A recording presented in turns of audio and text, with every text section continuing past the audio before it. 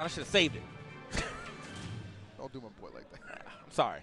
Keep that. Sorry, that's my man's too. But that that was a quick work right there. That was a rough one, man. And you got to really wonder if that repertoire of characters that Nairo can pull from, will he consider another one?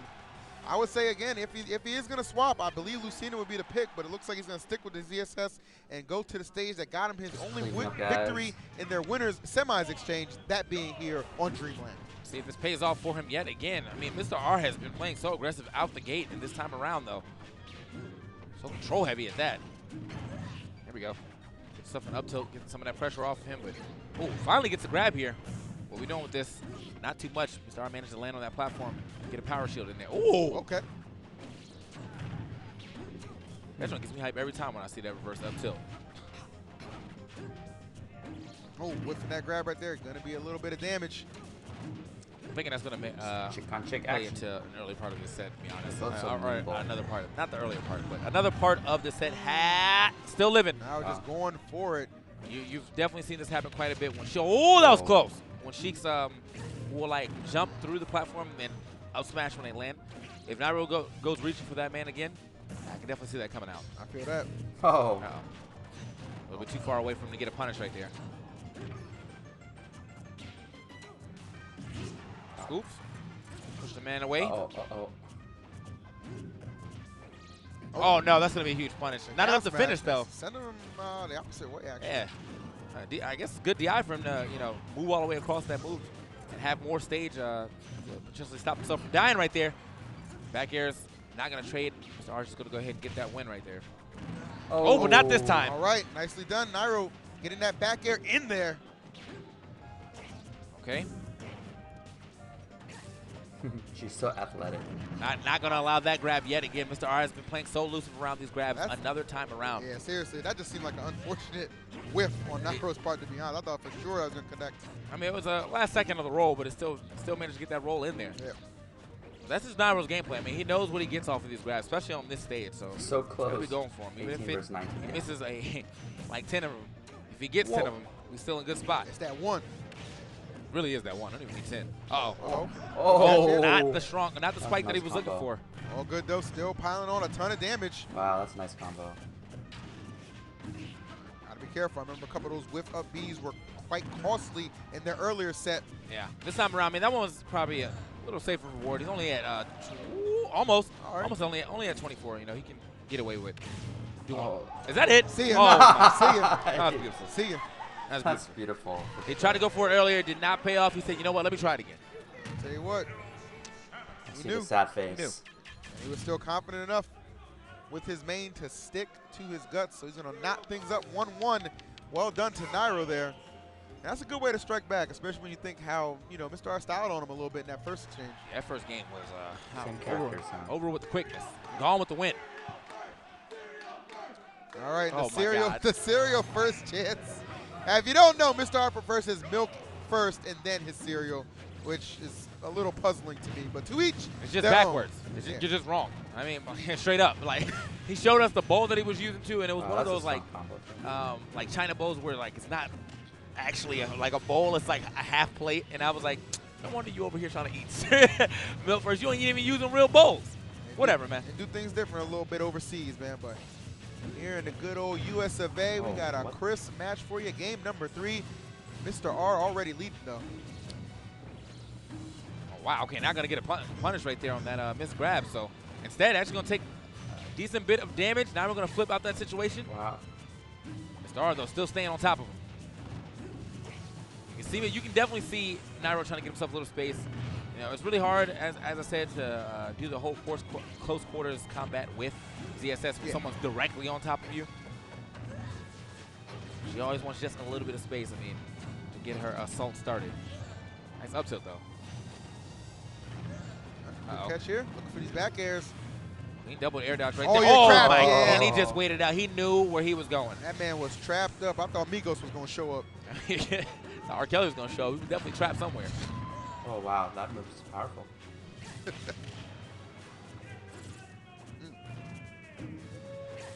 Oh, what? He scouted that. That was beautiful. He felt that. He knew that roll was coming. Just let it go a little bit too early. the Wow, Mr. reflexes R have to be so fast. with Relentless. I mean, he just owns this stage, man. Maybe that's what the R stands for. Relentless.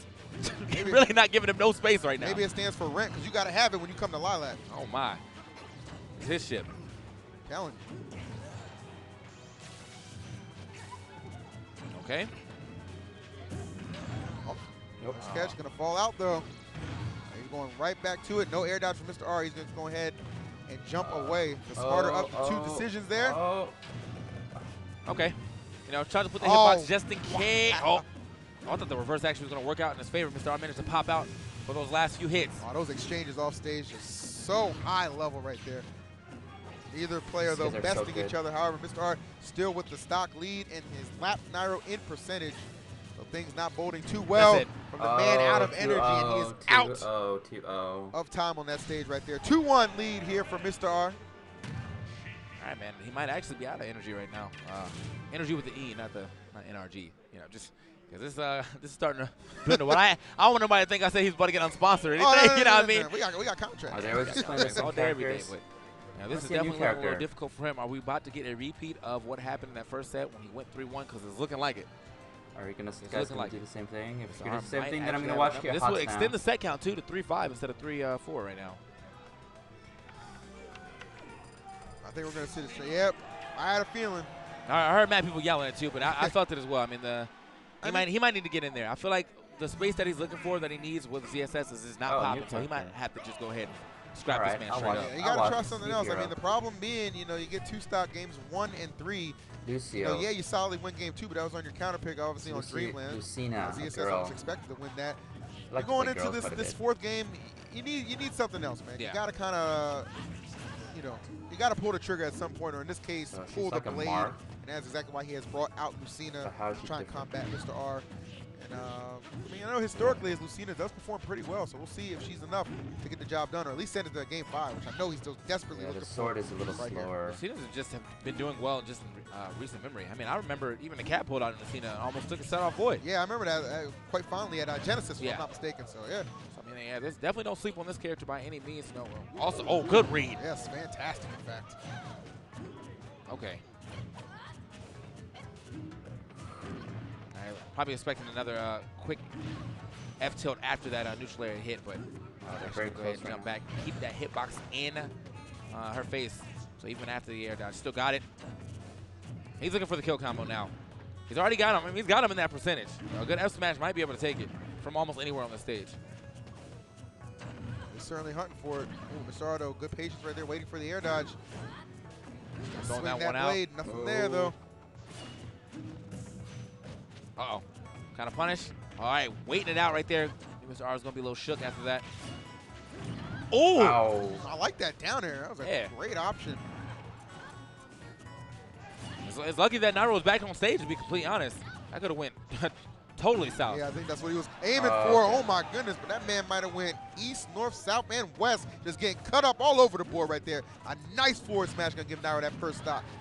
And a quick answer back right there from Mr. R, though. Not going to let this lead get, not even develop, you know, to get himself right back in here. We got an even game. Yes, we do.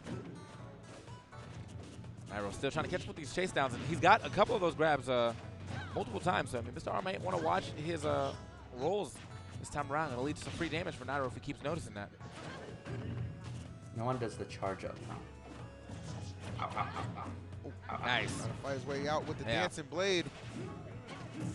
I haven't really seen him go for the, oh, wow, not that, but I was going to say for up Bs out of these little bit of combos. Sometimes you can up B out of people's jabs if they try to go for something else and it's too slow. Up B having a little bit of invincibility on it, so. Oh, wow. Come on. Scoop. Good I'm catch rooting here. for Lucina, I Now guess. keeping the pressure I don't know on. why? New character because probably, or Alright, getting that because space he needs right here.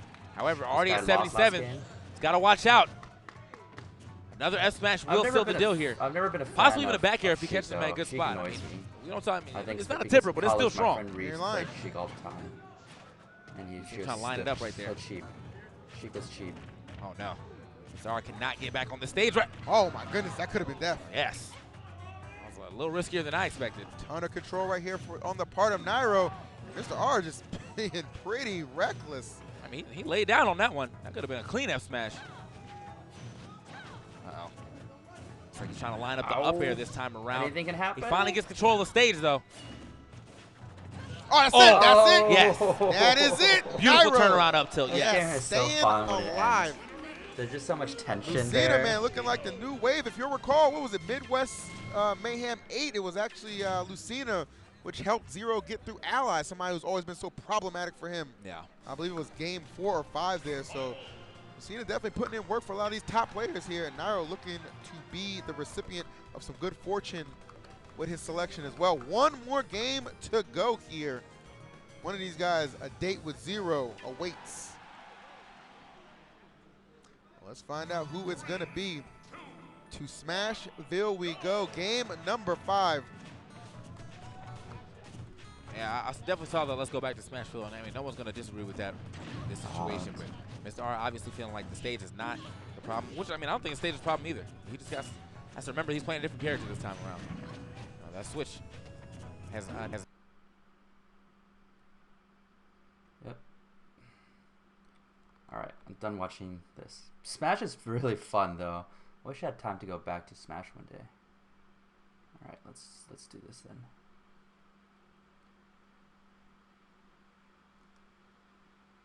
Can stall out some waves to some effect.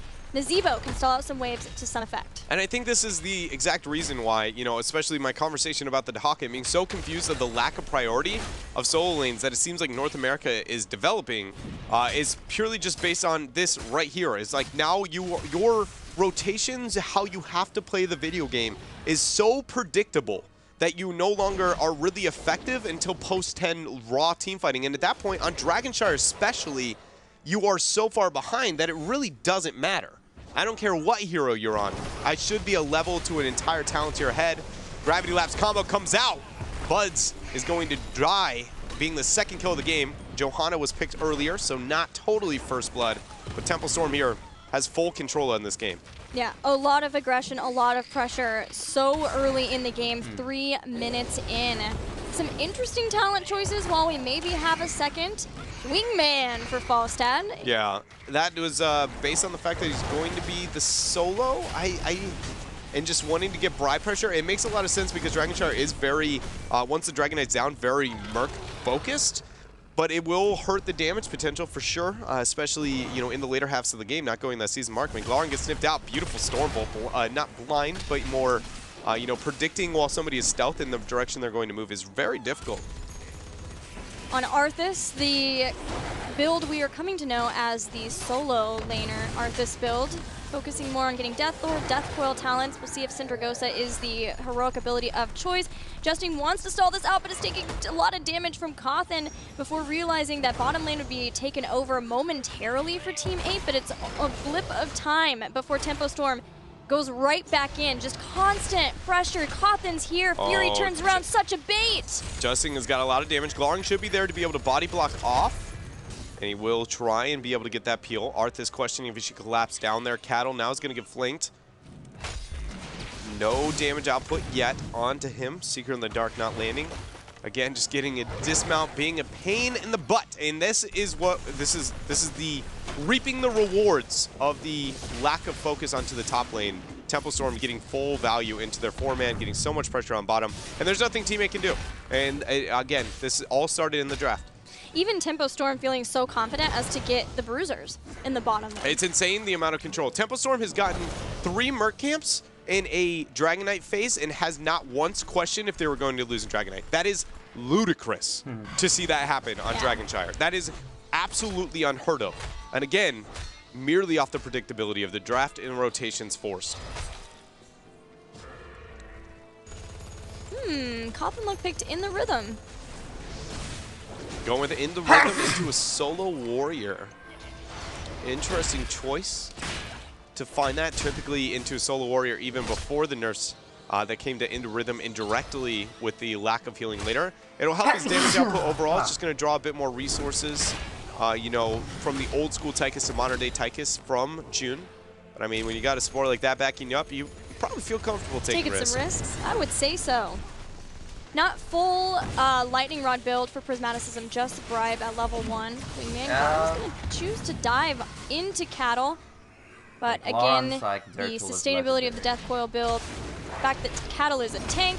He's going to be fine. It's going to get some help from Fury to clear out this mercenary camp.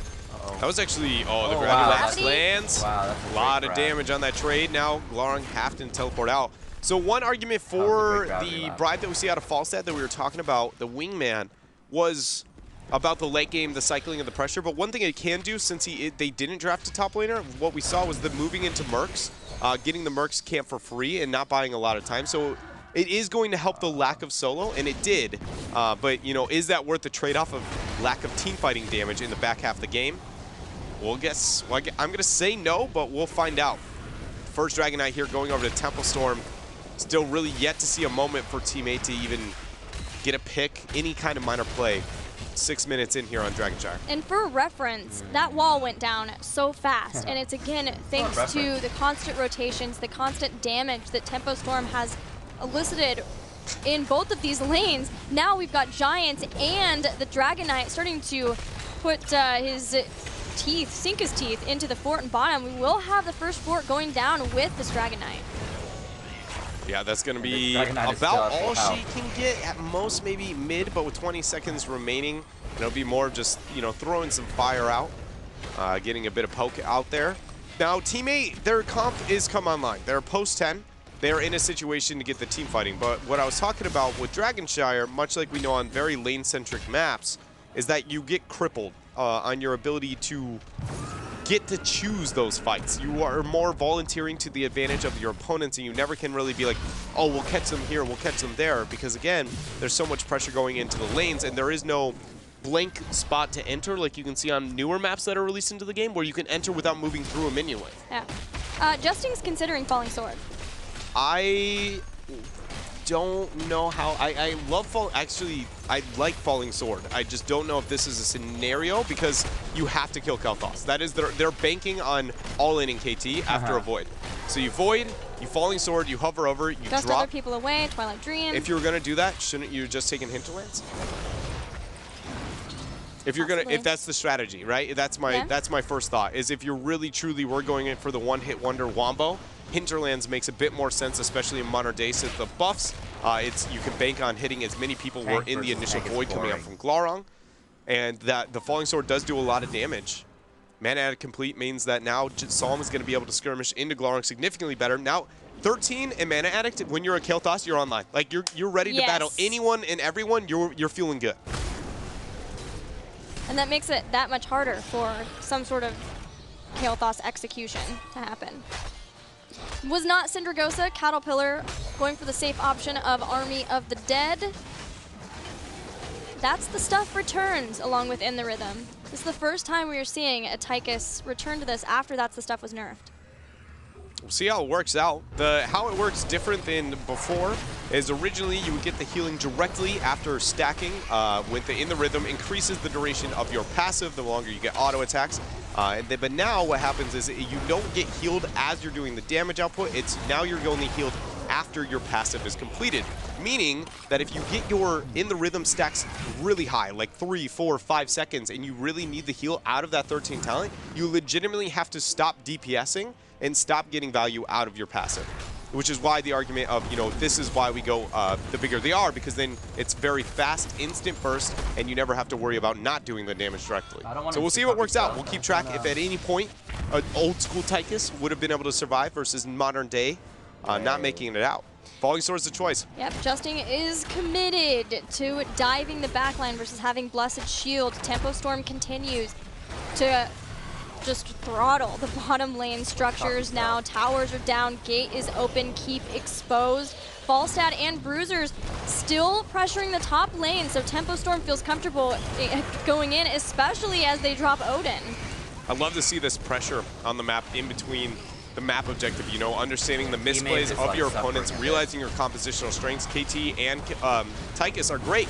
They gave up a Dragon Knight, but really, what does that cost you this early on? There's going to be the Void combo.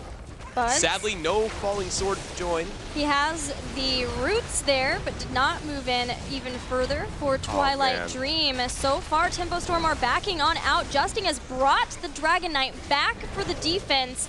Tempo Storm are fine with that. So what I would have liked to see out of Team8 there, because this is identical to what we saw in the last game. When a team gets a mid-tier Dragon Knight sitting in the 8 to 10 minute range where it's not doing enough auto attack damage to justify team fighting with, when they backdoored that bottom channel, rather than actually capturing it for justing, just rotating down, looking to get the fight. And then if you win, you've got both shrines, you're fighting near a shrine, and it's more likely for you to get the DK. But instead, they get the DK. They did pull off of the keep on bottom, but they would have been more successful in the fight, and now they really aren't going to be able to net much out of this Dragon Knight. Yeah, especially with that health bar starting to fall. Still got Cawthon here to work on that. Arthas deals with the pressure on top. There was a fort taken out for Team8, and that has helped them climb back in the experience game. They're only slightly behind Tempo Storm and getting 16 talent tier. That's weird. How do But I even insert? still, it Why can't I feels like only a momentary lapse in the aggression that Tempo Storm has put out in these lanes. 16 is up. Tempo Storm is going to achieve it as well.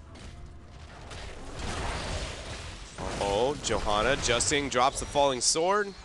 Not the direction you usually like pressing your R button, but it will get the job done here. Adjusting is going to be fine. Fury of the Sunwell. Lot more damage you go. potential for some. And now that makes their sieging that much better. So now they're going to set their focus on that very, very weak keep on bottom. Ooh, scared a bit. Wingman's getting value there. He's going to steal the Knight camp. That's going to force it back on the side of Tempo. Smart play coming out from Prismat. Wingman paying off. How much? Not sure yet, but at least Watch. staving off some time. Watch Kel'Thas. The answer to that was, you know, it forced 2 Qs. I'm going to say that's a victory, you know? A mild annoyance to a Kel'Thas late game. You know, it's like the fly that wouldn't get away. All right, Falling Sword's online in 4 seconds. Glaring actually dropped out of here. He's looking for a Void combo, but he can't get Justing in that Void. Yeah, Cawthon and Som are doing a great job of splitting thus far, and Tempo Storm secure the giant camp, but only Gargantuan used so far in the heroic abilities. That'll be up fairly soon, so Team8, as long as they do have that Void Prison, Falling Sword 2, Twilight Dream is a big one as well, still have capabilities of making the fight happen. And they've caught all the way up in experience, thanks to Prismaticism's constant soaking of that top lane. Both high. Huh? This is a lot of pressure on bottom for Tempo Storm. They should be able to secure that bottom keep, and it looks like they agree. Falstad's looking to capture up on top, so that will be a minor advantage if they can choose the fight here on bottom if you're a Team 8 fan. But this keep is going to need a desperation void if it is going to survive. There's no way Kel'Thas does not just obliterate it there. It's going to be the first Q thrown out. Justing's trying to force Prismat with the flank. There goes the Gust. Cattle's in a bad spot. The Twilight Dream only hits him. There's the 2-man void. Brute is good too. Cattle so far staying nice and healthy. Void Prison hits 3 in the back. The third going in. Justing is in a terrible position, has Iron Skin. Goes back up. Nice Storm Bolt to continue. Falling Sword brings Justing back in and going back in for the re-engage. And actually just giving something for Fury to be able to heal off. Glaring with good jukes there.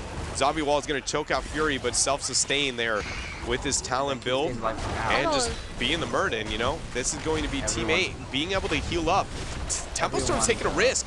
They go up there, good blinds. Odin's dropped now. Klarang on the back line. Cattle's low, and actually because this fight happened so close to the base, members of Team 8 backed and now re-enter the fight, which is why Tempo Storm is now losing it. Glaurung looking for the money flank that can get the team fight in his favor. Cattle still trying to run out with that low mana, low health, but ever so slowly getting healed back up by June. Tempo is willing to re-engage into this despite being low on health and low on mana, and it might be to their doom. Fury jumps out. That was a beautiful peel there. The minute that Seeker ended up hitting Psalm, I thought for sure Glaurung would be able to rip through his HP, but the Storm Ball coming out from Fury, quick flights from Prismat, all started by what we were talking about, capturing that shrine up on top and then fighting near the bottom shrine increases your odds of a Dragon Knight insanely. So this is a Dragon Knight achieved for Team 8 by a greedy attempt to get that keep on the side of Tempo Storm. They could have gotten it if they all in, but they just constantly slow rotated and let Team 8 move out onto them, get the dismount. Which is not what you want in this case. Cattle's looking for a flank now. Yeah, Void's up, just off cooldown. Sure. Odin's down, the only heroic not available after 2-man gravity lapse, but no DPS going to be put out. Glaurung is getting sniffed out there by Fury. Set him down to 50% HP thanks to that Phoenix. Yeah, once again, this is Falstad inside the Dragon Knight. So Tempo Storm understood that there was no Gust unless Team 8 were willing to drop the DK, protecting their fort still. Warpath stops the inevitable punt from Dragon Knight, pulls him forward a little bit further. Then it's not inevitable. Such a weird interaction to Yeah. see that. We're yet to see the falling sword in action. It makes me a little bit sad. You know, to see it move up and try and get the drop. Ooh, Cattle. Not able to hit that Howling Blast. If he had taken the level 1 and had enough stacks, maybe. But for the solo, it looks like most of the time Rhyme is the option. Why is he going home? They want this bottom keep. Good flank, Howling Blast. Pre-cleanse from Buds is going to save Prismat. So many pings on Prismat. He'd already used barrel roll. He is on out of there. Glaurung once again sets up for the flank. Falling sword available to follow up if needed. Another flame strike. Finally takes the life of the keep.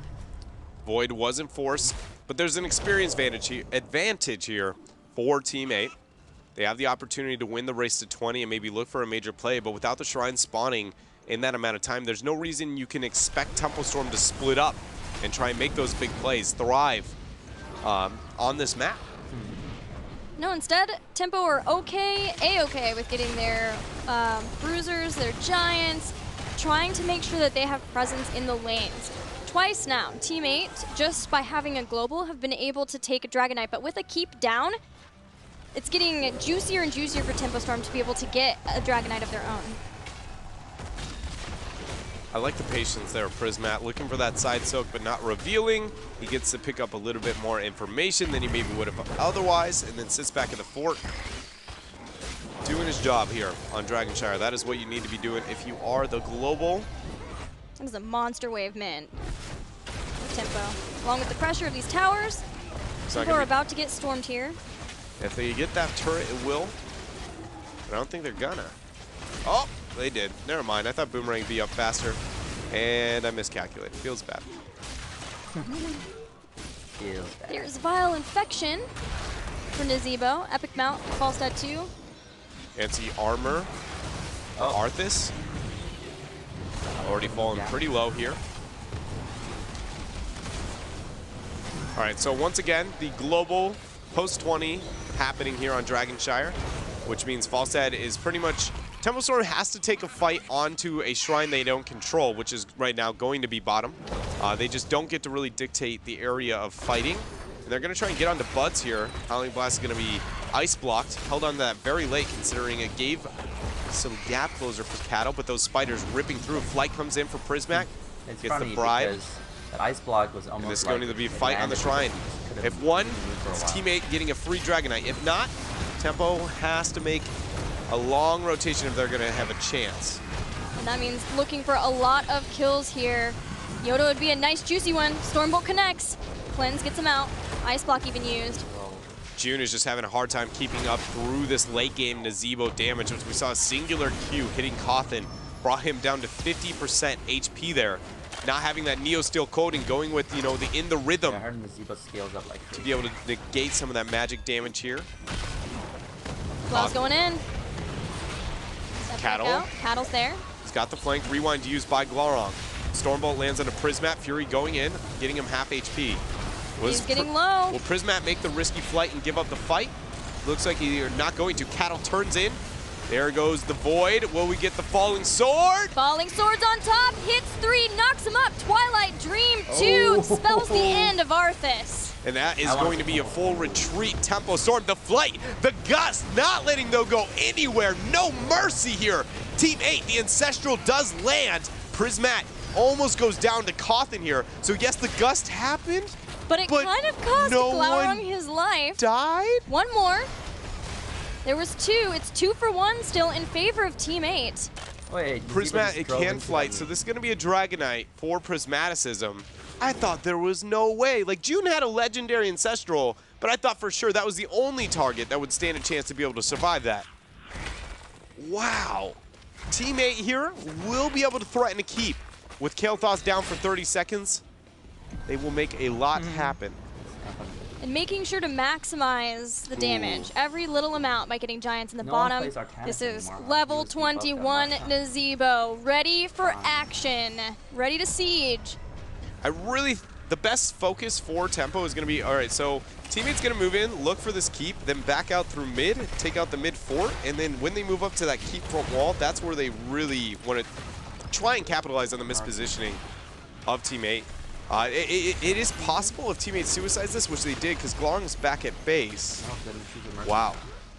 That should have been a free keep, but no longer is going to be the case again because Glong actually rotated out. I don't know if Tempo Storm knows this, but they don't care because they have done so much damage to the Dragonite. This is things falling apart for Team8 very quickly here in the late game, even with that beautiful Wombo. Glaurung will step back in. Team8 do not want to give up this keep. They don't want to give up mitigating this catapult pressure that Tempo Storm has had. Here he steps in. Steps in, quickly steps out. Nazebo and that poison. So much damage. Fury of the Sunwell, good gravity lapse. Gets a little bit of damage onto Yoda, but again, one of the highest health pools on a ranged assassin. But that is Fury of the Sunwell. Damage forces the bolt. He's gonna bolt out. Cattle's still on top of Yoda. He has the ice block. That's gonna be a storm bolt too. A void onto one is not a good void in this situation. Cattle taking the damage. Ancestral will land. June there to back him up. Justing. Indestructible. But it does cost him his life. There's no way he gets out here with Cattle. Unless he Surprise! falling swords out. We forgot! Falling sword plus gust equals Team8 staying alive a little bit longer. I'm gonna die. I'm sorry. Oh man. He was just saying. When I there's laugh no that way. hard, the sickness comes back. Jesus. It's anti-fun sickness, actually. Yeah. It turns out you're allergic to enjoying yourself. Sorry. Okay, so now things are still fine for both teams. Tempo Storm with a slight advantage in the sense they have the only keep in the game. Team8 with the advantage in the sense that they've got a global on Dragonshire. And they've been doing pretty well in these fights, you know, when the Wombo combo Falling Sword really works out. Yeah. Psalm doesn't have very many tools to retreat. I will also say this might be the best case for Wingman I've ever seen. Prismatis isn't using those to full effect. He's been running the global all over the place. And when they don't need the damage, you know, it has paid off. Falling Sword made up for the lack of Seasoned Marksman. That's it, you know? No, not really, but... Falling Sword made up for an escape at this point. That's It mostly been what it's about. We've had one set up We did, and that it felt was good. beautiful. All right, so Oh. nobody knows the Temple Storm is here. Now They they see Glaurung. Drop the ping. Again, every time a Dragonite phase rotates up, because Team8 has the global, they have the advantage. They force Temple Storm to fight on a side of the map that they don't want to, which in fact is going to be bottom once more. Tempo enjoys cycling through here again because they have that keep. If they win a fight, it's the most probable to end the game, so it makes sense that they kind of gravitate towards this bottom half of the map. Yeah. Vision cleared out. Tempo Storm steps forward. Wow. It's all a game of fog of war at this point. Cattle gets it perfectly. No. Flanks. 24 minutes. Is he going to force the They ice still block? force Gets the structure. slow. The void is way too far behind. Cattle's questioning if he wants to keep going forward. The root is there. A lot of damage put out. He's used Army of the Dead, though. He's staying strong. Cleanse. Good cleanse. He might still be down, though. Ice blocks the Storm Bolt. Mighty Gust 2, Falling Sword. Here comes Justing. Cattle is there, or Cawthon, excuse me, on his own, doing fine. Glaurung just buying a little bit of attention as Yoda just throwing out all the spells, but the Storm Bolt does end up landing. Will it cost him his life? It does! There was nothing else left to save him. Now Buds is in trouble, too. Ancestral Healing keeps Cattle alive in the nick of time. Malfurion is dead. Glaurung. Cawthon luck. Goes with the rewind combo, but doesn't get the kill. Cawthon manages to survive. June keeping everyone up here, and with no keep up and no gust, Yeah, no major defensive That is the tools. game. Team8 is going to fall here in this first game. They're desperate. They're going to try and dive. Yeah, they understand this is so late in the game. They only have what they have left to try to get kills. There's no way anybody comes back to online. And Tempo Storm in a 25-minute game on Dragonshire clutches out the victory over Team8. Yeah. Tempo Storm with the draft did a lot of things very right into the draft Turned out to of be that one Team8. fight. It was a very smart game for a large portion of it, and I love to see the pressure that Tempo Storm was trying to force onto that bottom half of the map so consistently without the map objective up. I'm finally so satisfied to see teams getting quicker and quicker on that aggression, but it did almost cost them at times. Yeah, and Team 8 tried so hard to get that bottom keep, but not being able to do that, maybe not playing the rotations out correctly, really cost them. They would have loved to be able to open up the same way that Tempo Storm had to end the game, but man, focusing on bottom lane for Tempo Storm there in that last fight, pushing forward, constant flanks from Caterpillar too. Excellent job in the end. I mean, if you go back and re-watch that, Justin was anchoring that shrub for a very long period of time, and Cattle was like just at max range out of Fog of War. The minute he left, Cattle instantly rotated. Yeah. I don't know if Cattle actually saw Justin leave or if it was just the luckiest timing of ever. It was just like, you know, the Nexus God's blessing Cattle in his rotation. But either way, it was very well done, very smart rotations, and it allows Tempo Storm to at least win game number 1. Tempo Storm does win game number 1, but we've got a full best of 5 series still available for Team 8 to come back. We're headed to a commercial. We'll see you after. All right. In the meantime, let's check out.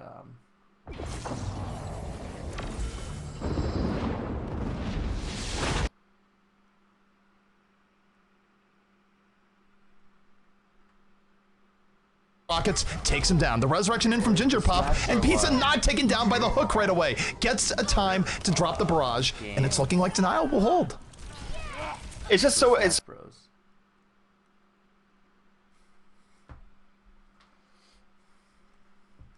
Demonstrates it yet again. Another national under his belt. Congratulations to TSM0. But a big congrats to Mr. R right there, representing Elevate. Not too shabby with the second place. Not bad. I mean, I'm not gonna. We can't express it enough. This is still 0, man. I mean, he might have faltered a little bit in these few coming months, but he is still the best. I mean, you have to think about that history and the fact that he has the most consistent first, regardless if he gets a second or a third or a 49th at some time. I mean, I had to throw it in there. So.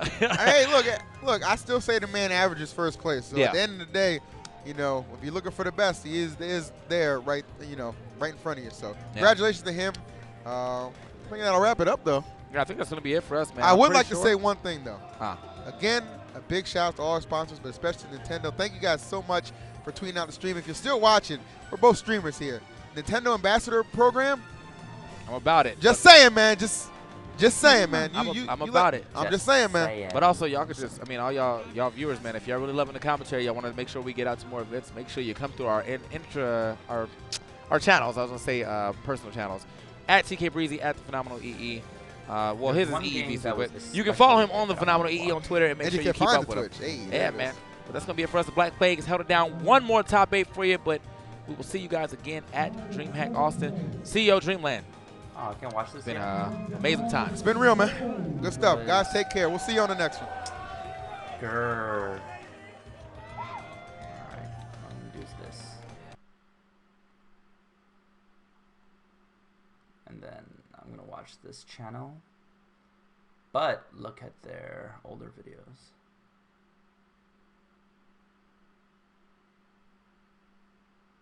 Hours ago. I think this one.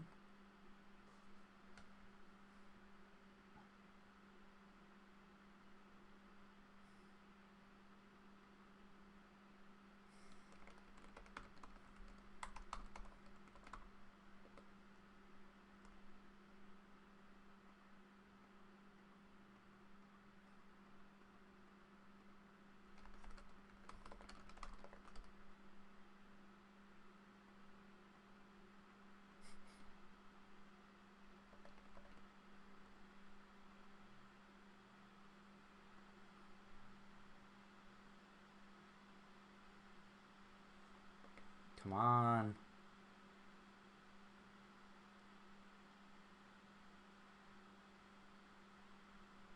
Nothing? I mean, is it because I'm running this at the same time? In case we are ready to check that out. They are going to choose Battleground, so this is quite a deviation from part 1, but going to Braxis. Got to mix something up.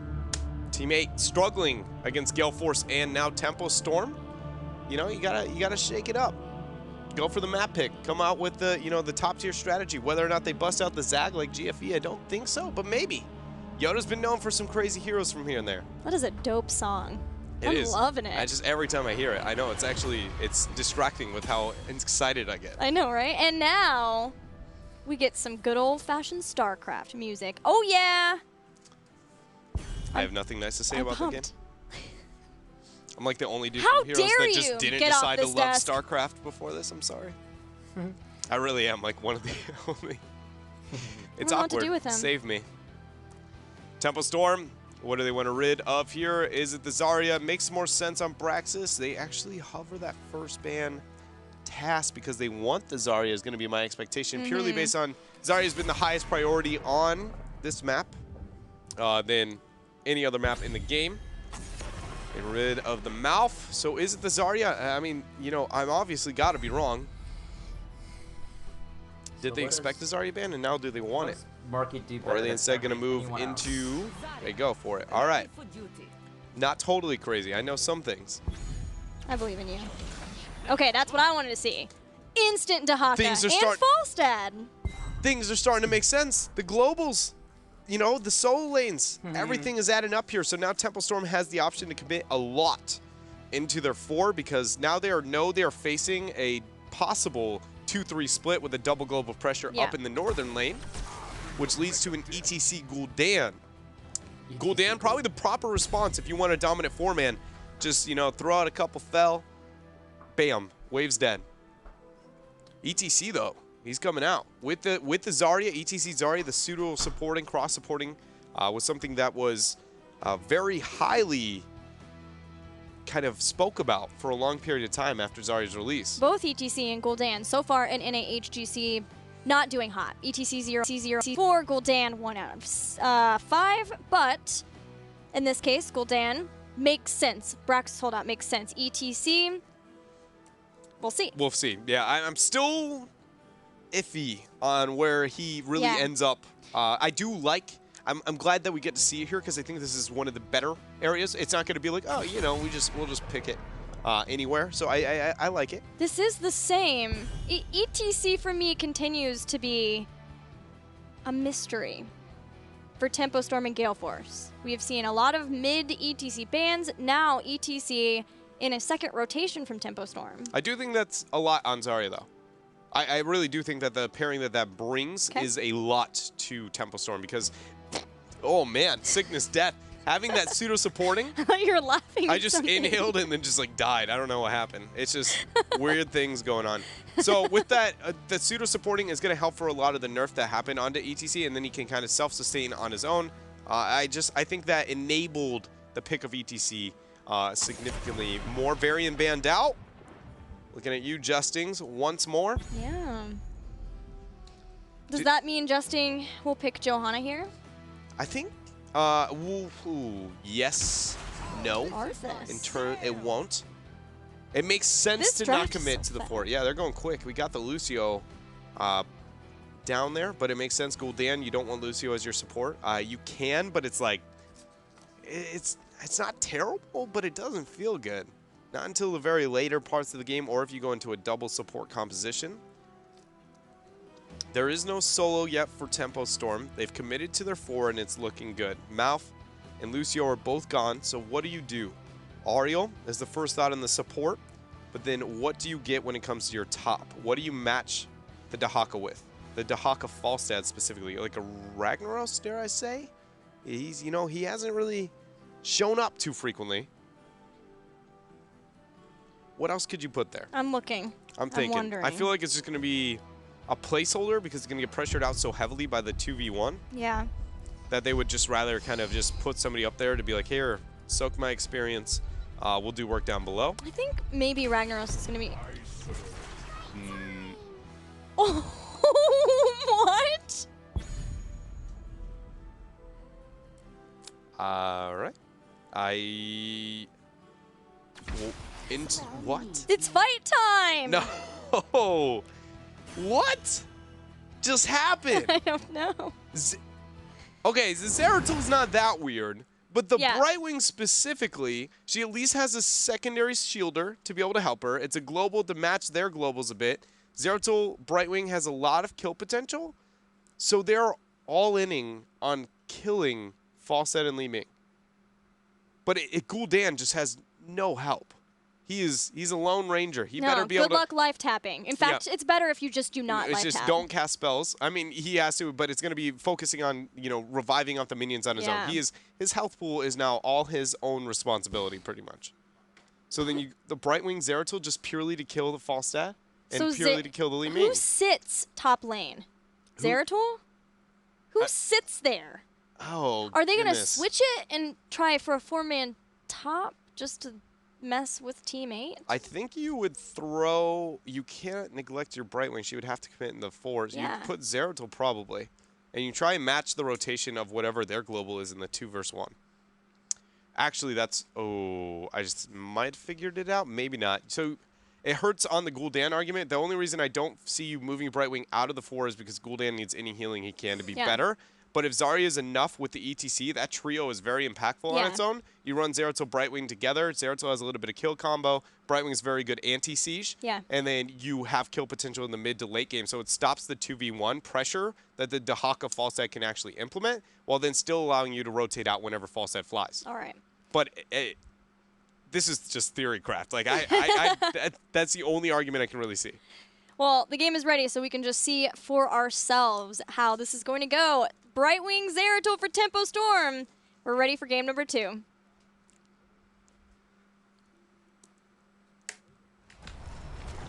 Man, it's been a long while. Too long. Not since Brightwing. You know, it's fine that she's fallen out. It's more the Zeratul Brightwing.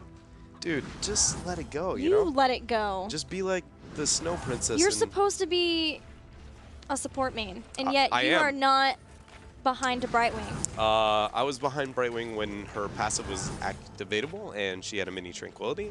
Since then, you know, it's been a downhill struggle for Brightwing.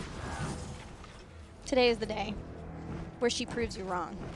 She's got a lot of dive follow up here, and having the Zarya I think is going to be huge. But it's more the laning that I'm concerned.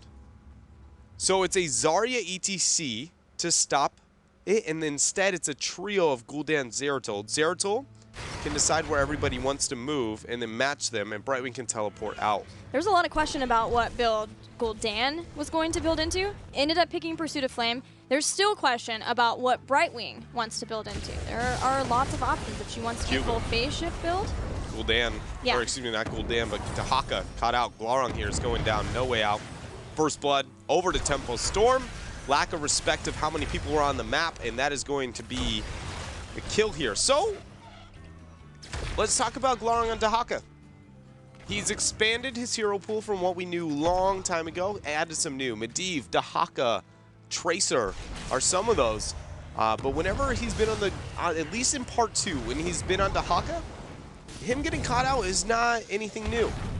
He very much was almost 3 to 4 times in the first performance there for Team 8, and I thought, honestly, I felt like a little bit of tilt when we saw them playing against Gale Force Esports, but here this early on, after one very close game, I guess I just didn't expect to see seeing him get caught out this early. Honestly, I would have been tilted by the point that Team 8 got to Braxis versus Gale Force. That composition was aggravating beyond a doubt to play against. This is a Gaur dream. Okay. So a 2 versus 2 matchup. But Brightwing did take Hyper Shift, so I think the idea is that it's a 2-lane no matter what, and then wherever Brightwing needs to show up, she can be there because she's healing people up and has that phase shift up more often. It's kind of the, you have a double global. Well, so do we. By using Zeratul as being the, you don't know where he is at all times, that is, in theory, half of what it takes to be a global. Yeah. And then Brightwing truly is, but they also have kill combo together. But holding on to a point is going to be hard, even with having Zarya here. I mean, that, yeah, hard is probably going to be a bit of an understatement, really. Tempo Storm will struggle in that department, and we, historically, that means they're going to have bad times. So Brightwing goes top, Falstad nopes right on bottom, completely countering what Tempo Storm was looking to make happen, at least in this first part. Yeah, Brightwing's heading right back down, has to move the old-fashioned way, just a nice jog to the bottom lane. And that gives some time for Team 8 to siege here in the bottom. Paddle's trying to soak as many of the skill shots from Yoda as he can away from the towers. Dahaka will start to step on the point.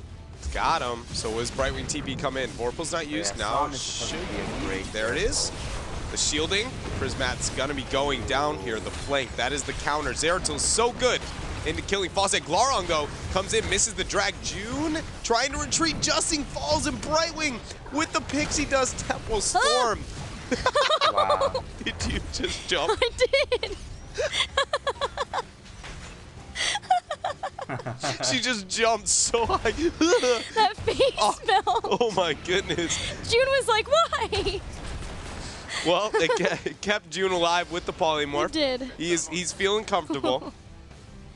And with Gilly, so many kills. I've never seen somebody so attached to a character that when they almost died in a competitive match, they were like, purely on the misplay of an ally. Don't touch my Brightwing, man.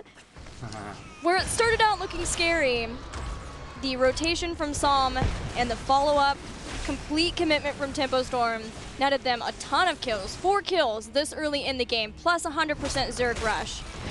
Yeah, that's it's just going to keep falling apart here. Beautiful timed knockback.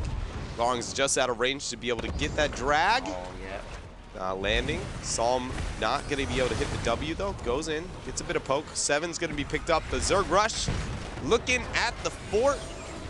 Beating up the base here of Team 8. And with the 7 picked up, now Psalm's kill potential onto Li Ming and onto Falstad significantly higher. I cannot believe how fast this game has jumped forward for Tempo Storm. I mean, let's be honest here. If 4 people die at the same time, not only for experience, but then also allow your opponents to get a Zerg Rush that debatably you were losing all the lanes for some time, like that is about, you cannot draw a worst situation than that. Like that is single-handedly like the how do we lose this game type deal, and you're like, well, this is about the only way this can get bad. They did exactly that. But Tempo Storm, I feel like it was more of an outplay than it was like Team 8 not respecting the composition of Tempo. Yeah, it was a fantastic play. The synergy all the way through, and then being able to catch Team 8 trying to keep their teammate alive. It's just that Tempo Storm came out on top in that fight, and that netted a 2-level lead at 5 minutes into the game. Towers taken out bottom lane too. With 1 fight, Tempo Storm now commands this game. But how long does it last? You know, because if we were to, it will last long now that I think about how close they are to 10, but if we were to take a step back and say that we gave Tempo Storm all of these things, and they were able to get this type of advantage, but it wasn't around a power spike as big as 10 that's going to happen around the next map objective, Team 8 actually, if the laning phase could be extended a smidge longer without, again, the fear of 10, I think they would be able to turn the game back purely on the control that they had in those laning early on. It just is, it's one of those things where you're like, welcome to Brax's holdout. You know, if you mess up that hard that early on and give that kind of power spike, you're going to have a bad time.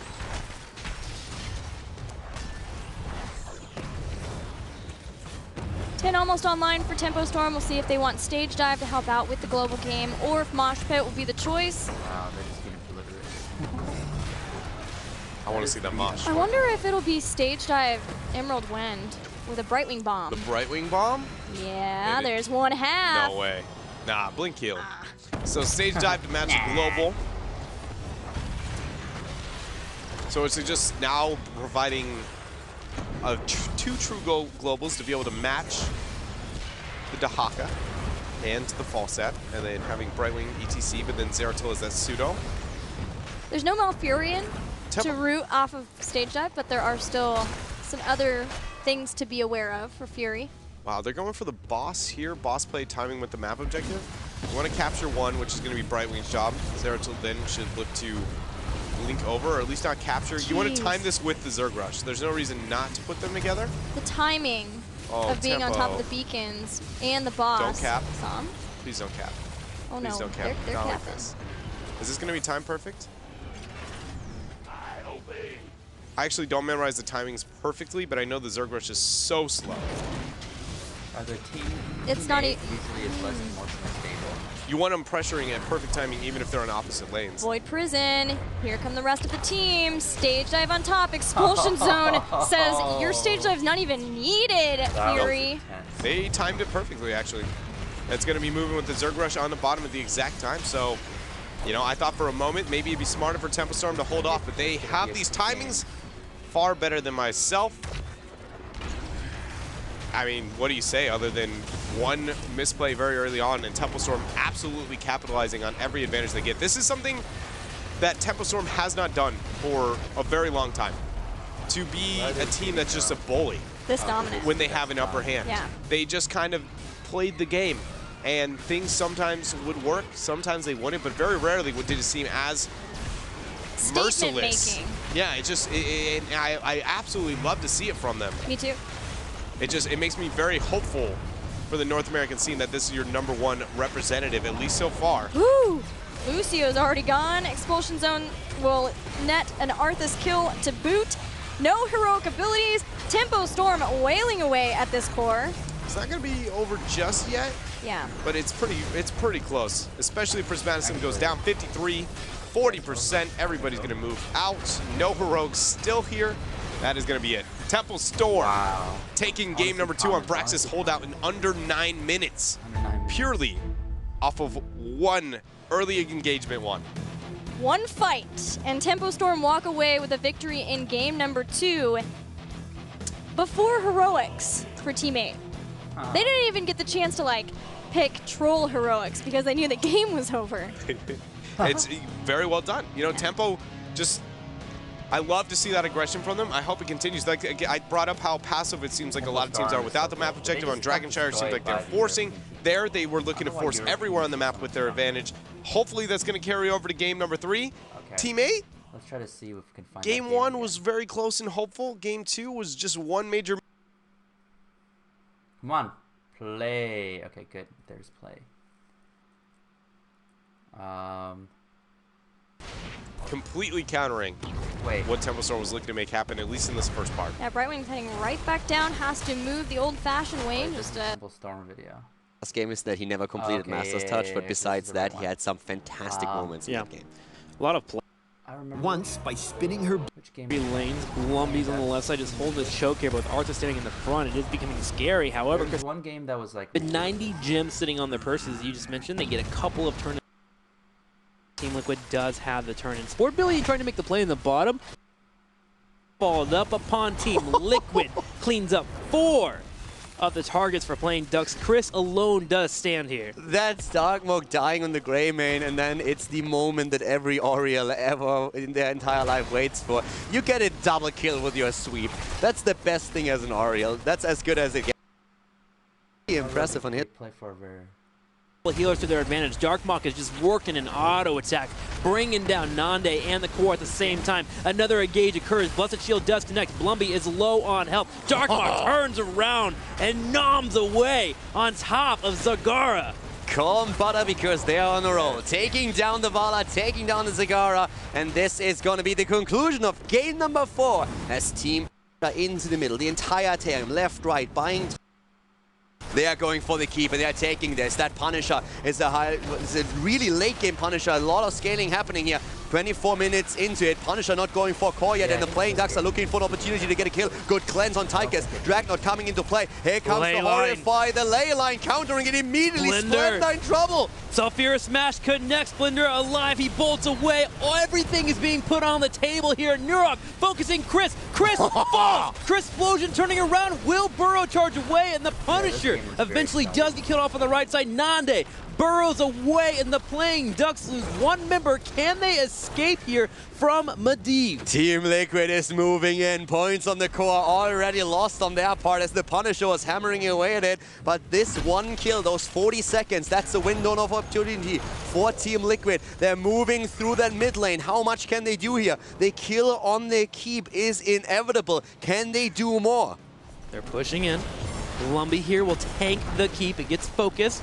Everyone from the playing Ducks are posturing, tapping up their mana, getting health, and the Team Liquid goes for the defensive play. They grab one keep. So now we have catapults. The lanes are even in the middle. This game is going to late game. Can they get another keep? Chris Explosion says no. Explosion is moving away. Oh my god, they actually saved the keep top. So again, again it's reset. Both of them have lost the keep in the mid lane. The lanes are even at this point, and we are waiting once more for the next shrine. And guys, the next shrine, we are talking 26 minutes at this point already. That Punisher is going to be a monster. And Team Liquid had a perfect defense there in the middle. They baited over the Punisher. They got it on the keep. Blumby sidestepping Explosion, went in for the engage. They then baited the Punisher over. Splinter got focused down. He bolted away.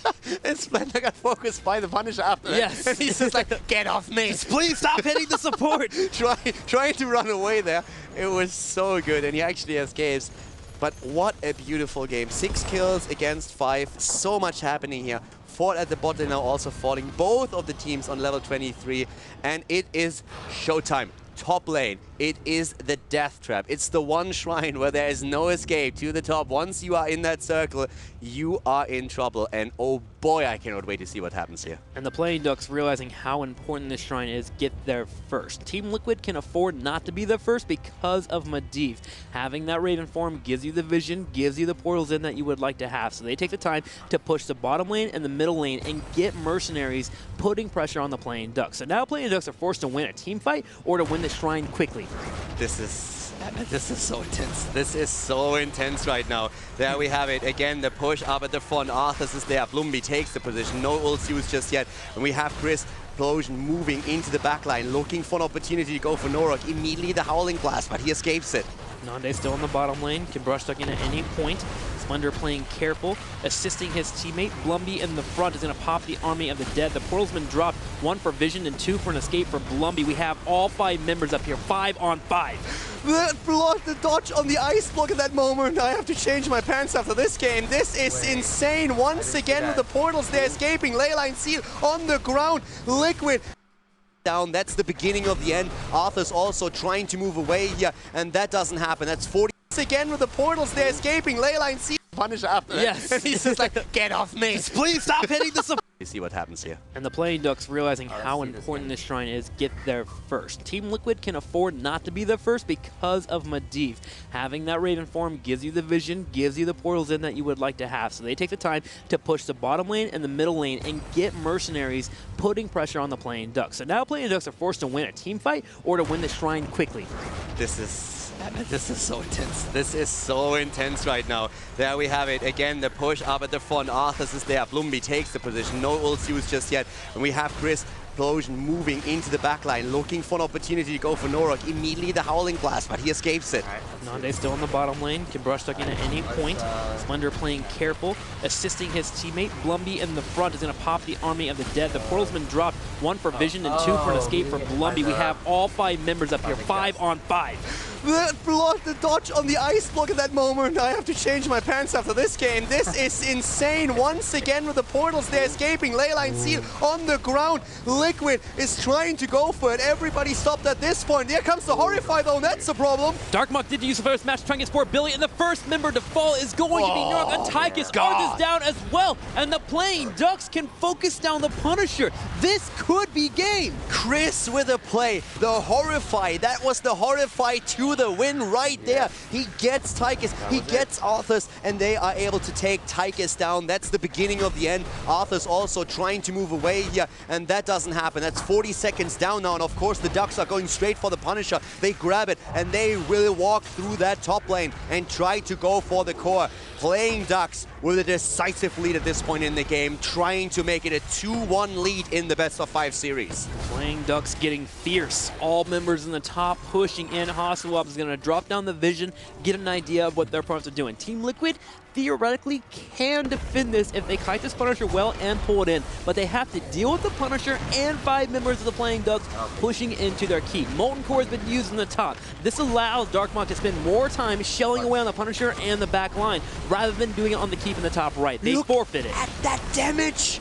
That thing is insanely strong right now. That Punisher alone should be able to end it. Can Liquid pull off a miracle defense here? That's the question. They're fighting. There comes the Odin. They're doing whatever they can. Spoilbilly has to use the Mighty Gust as he's being attacked. He's taken down. The Ancestral doesn't hit. Can Team Liquid really defend this? Splendor going in with a sick Twilight Dream. Blumby's on the back. He's just buying time. Everyone else from Team Liquid is focused on the Punisher. They are clearing it out. Blumby lives and Hasselhoff drops down the ley line seal. Blumby can come back home. He is safe. Now the Punisher is starting to hit the core. 4 members here for the Playing Ducks. They're going to retreat. They're going to survive. Are you kidding me? They actually defend this. You got to be joking. They defend against a 29-minute Punisher, able to get a kill. The bot lane is being pressured against Liquid. This is crazy, Trick. This is why Team Liquid is considered one of the best in the HCC. Not considered, actually showing in stats, 8-0. They are in the HCC Europe, and it's because of how controlled they are in the fights. Let's take a quick look here. In the middle, the Molten Core is being used. It's shelling away on the back line. They're just trying to get damage in. The big Q from Darkmok really helped out in this fight. He comes around on the bottom left, swings in, hits Falstad, Nande, and Chris Explosion. Neurop moves forward. Here goes the Force of Will. The Horrify does pop out, but Splendor blinking in for the Twilight Dream helps secure the kill there on Falstad. The fact alone that Ragnaros didn't die there is just blowing my mind. Not only didn't not die, but they were also able to just simply get that kill then against Falstad. Amazing defense. Baiting the Punisher into the middle. The entire time, left, right, buying time for the core to also do work. We are 31 minutes into this game. 31 minutes in Heroes of the Storm. This is awesome.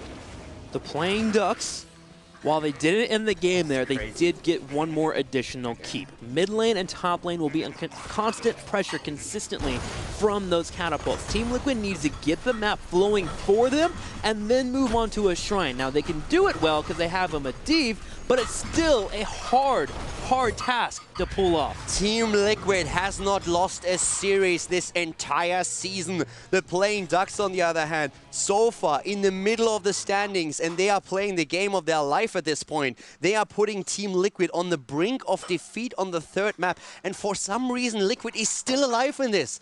This is crazy. How did that Ragnaros survive? The control, the aid there from both Splendor and Hasselhoff was on point. The Force of Will being there, the heals, the immediate turnaround too. He had a massive cleave on 3 members that gave him that healing. That's so important for Ragnaros. And as we start to gear up for this late game, I don't know how they're going to do it again.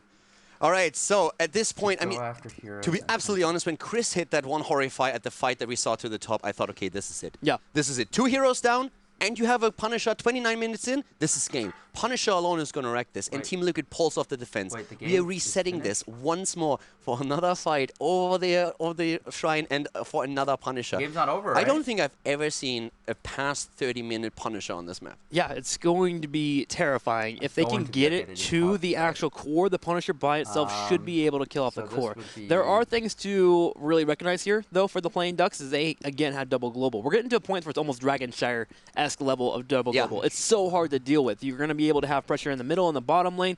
It might be okay for the Playing Ducks just to push out all the lanes and then come in for a last-second rotation and just get catapult pressure on the core. It's a really good point. Like, that's another thing. Catapult pressure, if you can make that happen, that would be fantastic. The thing is, though, both of the teams have lost the keeps at the top and in the middle.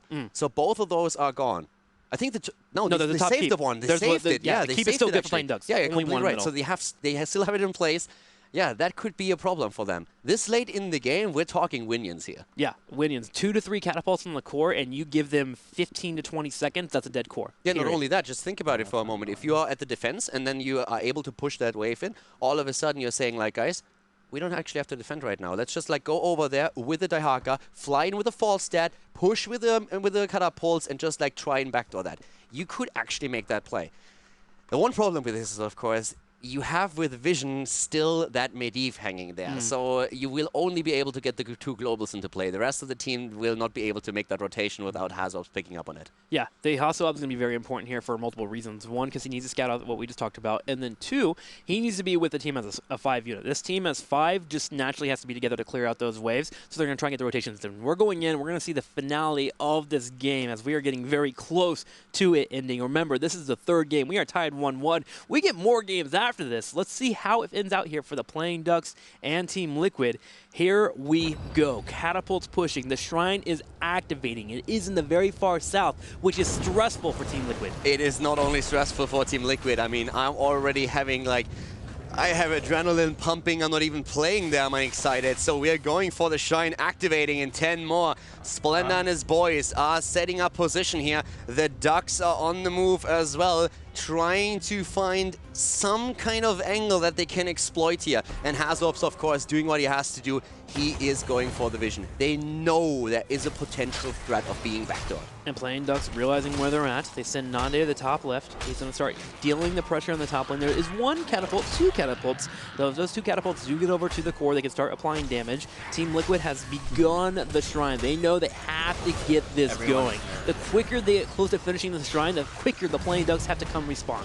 Yeah, still up at the top lane. That Dehaka, is he going for another wave? It looks like he will. Same time though, they are going for, yeah, they go Molten Core. They're saying, boys, we have to rush this. They know what's happening at the top lane. They know they cannot waste time here. So they're trying to use the Molten Core to get as much damage in as they possibly can, and they get a lot. 32 already. Two catapults moving in. Falstad is there as well. Medivh is already moving back. He sees what's happening here. Another catapult also in the middle. They need to deal with this, but the Punisher is very likely going over to Team Liquid. They're pushing everyone back. That's the Gust also used. Hazorps on the way to the left. They need to be careful. Here comes an Uberak with a quick engage. They need to go in. And here comes the portal, the ley line. Where is it? The Force of Will comes out. The ley line on the back left. Sulfurous Smash going in. The Ancestral Healing going to be hitting on top of Chris. He will live. Blumby is low. Force of Will popping out. Splendor bolts in to help out with the heal. The ley line seal connects with 4 people. Catapults are on the core though. Catapults going back to defend. Everyone else from Team Liquid is trying to make the plays to live. It's just dropping. The core is in focus. The Winions. They win. No! He lives! It's 5% on the core. Nande is still fighting. Falstad is flying in. Falstad is going for it. And Sport he takes Billy! the ball down. Sport Billy again with the play. And GG as the Ducks take the lead. The playing Ducks do it in the most ridiculous manner I think I've ever seen in a Heroes of the Storm game. Sport Billy with the clutch engage there at the back right. Solid play overall. And I am at a loss for words. That was so good. That was such a great game, and the ending there as well. Smart decision making, going in with the Dehaka at the top, the Falsa in the middle, flying back, going into the fight, putting the pressure on Arthas, who nearly falls, gets saved. Awesome. What I want to know is if Darkmok actually knew that he had enough to save the core with the clear that he had. He just went in solo by himself, dealt with 6 catapults, I believe, with 5%. Was that calculated? Because the other 4 members went in for a hard engage. No, absolutely no way that he knew that he had enough to save it. I don't think they expected the catapults to be this strong. Yeah. Yes, we're always talking about Winions, about how the catapults also scale into the late game, but you expect that they chunk the hit points away quite a bit slower. It's very rare that these players are playing a game that lasts 30 minutes plus. Sure. That doesn't happen a whole lot in competitive play. So they knew it would hurt. I don't think they expected it to hurt that much. It's incredible how small advantages that playing Ducks just etched out over time eventually came to this moment in the late game that just secured them the victory. Great play by them. They never overchewed. But said, we feel like this is going to be the most optimal way to build the Valeera. Yeah, so it's a Valeera adding some utility to the team, It's a slow with wound poison, and then as well, or the crippling poison, and then wound poison to decrease the healing output on a target for a few seconds. These sappers are going to pressure up for both sides. Teammates questioning if they can move up and zone off just the 2 members, but don't know if they have it here, especially with cleanse up. Speaking of, Cattle's going to need it in a moment. The body block from June. Oh, the root doesn't even need it. The slow. There were no minions there to draw the ire of the fort, so that'll be a 1-for-1 so far. Fury trying to keep the slow going. Prismat has burrowed. He's looking for June. The Sapper is trying to put out the damage. Saw him by himself. Valeera's channeled mid. Valeera got it. And getting Dehaka down here, this is such a win for Abathur to soak. All they have to do is buy time, but June's not in a position to get that interrupt. Oh, the hat dash missed! So close to getting the stab. It would have hit if it wasn't for Valeera getting the dash, just a miscommunication. Oh, that feels bad. Abathur would have gotten so much more value because then Mouth would have been able to move up, get a lot more delay. It's another little thing, though. Valeera got one of the altars. They're still ahead in experience. But it would have been a lot more, potentially, being ahead of experience if they could have gotten that delay. Yeah. And that's the kind of stuff that you got to make happen, you know, with Abathur-style compositions. They are winning. Oh, man. Wow. They are winning the only, like, I guess there are 3 up there, but the only 2 mines he just casually teleports into. Lyra moves up. Larong. Dahaka's dead too. Oh, man. Oh, Valir is still chasing him down. The He's hat. got the hat. He gets the kill. I'm just disappointed there wasn't a beast step there. I felt like that was the most optimal time. 1v1s, not true. Abathur hat got the reveal, which was totally cheating.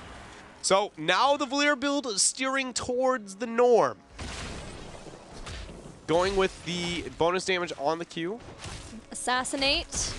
Follow up with death from above at 13. And a level lead. Heroic abilities. Cursed Bullet over Go for the Throat. Smoke Bomb this time. Last time we saw Valir, it was Cloak of Shadows.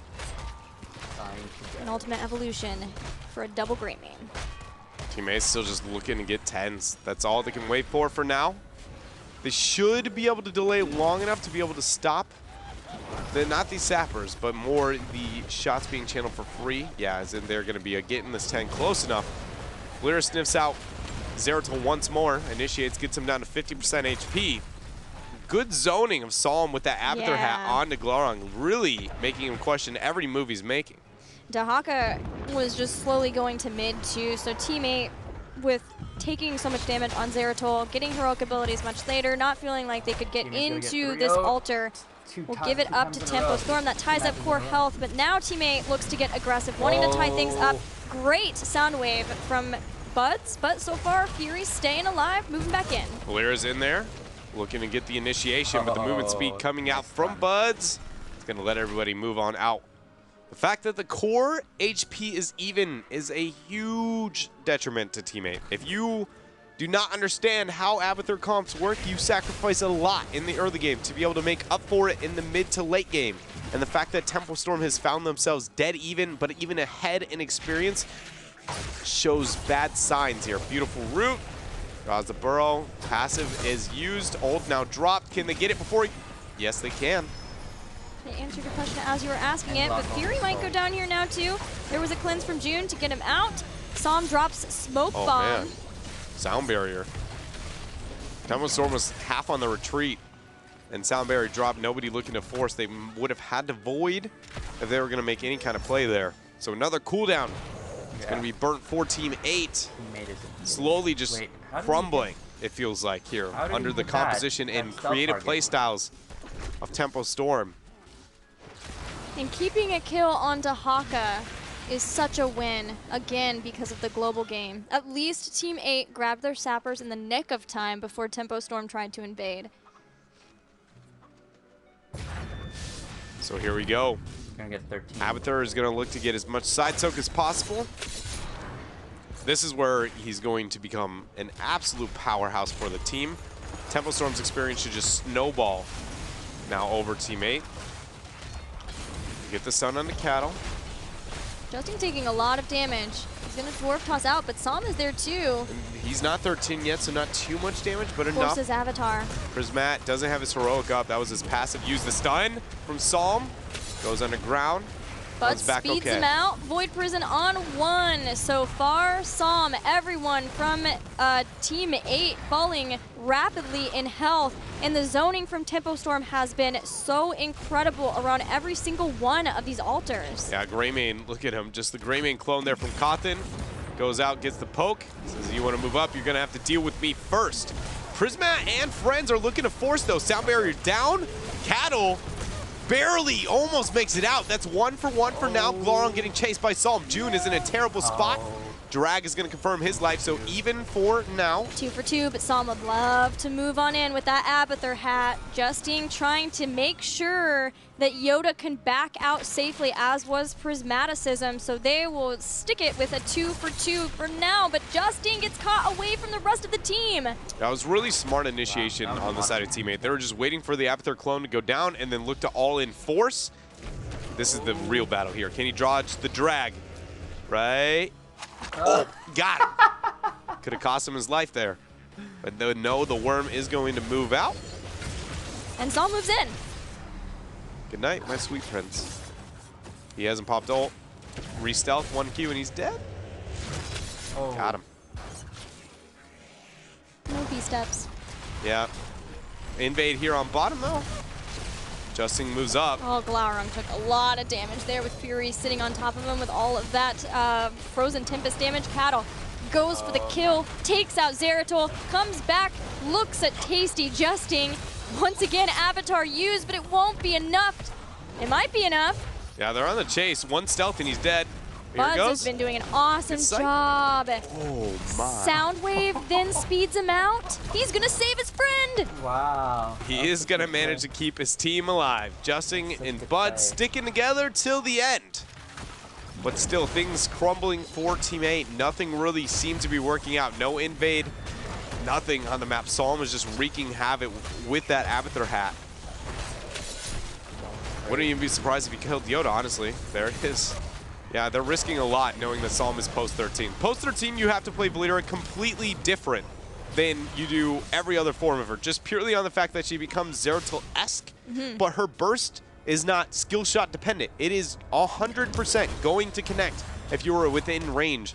And Team 8 has zero respect right now for what Psalm has managed to make happen in this game, not even considering he has a hat to help him out. Oh my. Mid and bottom bell towers are gonna fall. That is one set of 6 shots going out. A second grabbed by June.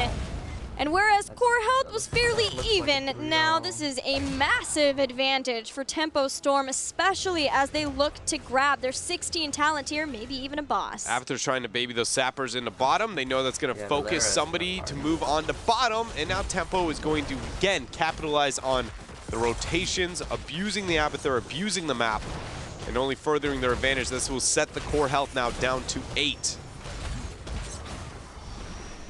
With 16 advantage, still a level away. Team 8 really just, they're all banking on just one team fight once they had 16. They just are hoping that that one team fight's gonna be enough to turn things around. It's gonna be more of a stop the bleeding scenario here, especially if they get caught out on bottom. Psalm wants to try. Glaurung bolts out, blinks out. Executioner for Greymane is terrifying with the rest of the composition. Just even envenomed spikes to add insult to injury. I'm trying to figure out where does Team 8, do they have anything else? Can they be doing something better? And again, I feel like a lot of this came down to the draft, but more importantly, the draft and then Tempo getting an early advantage. Yeah. As now is like, well, you were feeling the strengths of Avatar now, but you didn't feel the weaknesses early when you needed it. Tempo's no stranger to being behind on Towers of Doom and then having to make a comeback. We've seen that even as far back as like PAX. I remember they did that versus Naventic. They were ahead and then they got behind and they were able to make the comeback. Versus No Tomorrow, they made a crazy comeback, which seemed almost impossible, just with one perfect team fight at the end, confident team fight at that. Now Tempo Storm's like, well, we're playing ahead this time. We're playing from so far ahead. We'll see if they can just close it out here. Team 8, now that they have 16, can finally get a favorable team fight. Not favorable. 9 seconds before, Psalm already engaging, crippling Glaurung's HP. He goes in with a Vorpal, forces the sound barrier and the Void. Wow. I mean, it's just trying to make plays out of desperation, which then leads to heroics that are needed to be used if there's going to be any shot here. Tempo Storm's willing to trade out purely on the fact that they know they have such a huge control that they can really manipulate all the movements of Team 8. Psalm up on top. This is going to be the moment where Team 8 needs something to happen. Smoke bomb with 3 there. Psalm's going to try to juke. Here comes Tychus 2. Everyone is committed to this Psalm kill. Justin dives in. Psalm jukes the Storm Bolt. And lives. So close. That was the moment, really, where Team 8 was like, we have somebody we can focus on, we can get the picks. I mean, shout out to, you know, Psalm, not only for that juke, what I thought was more impressive was honestly him walking just perfectly around max range, trying to figure out if, you know, if my smoke bomb drops now, I can walk the other way and dash away from them, but if it doesn't, then somebody comes too far from the other way. It's like Chen, when you gank him from behind, you actually give him an escape. Yeah.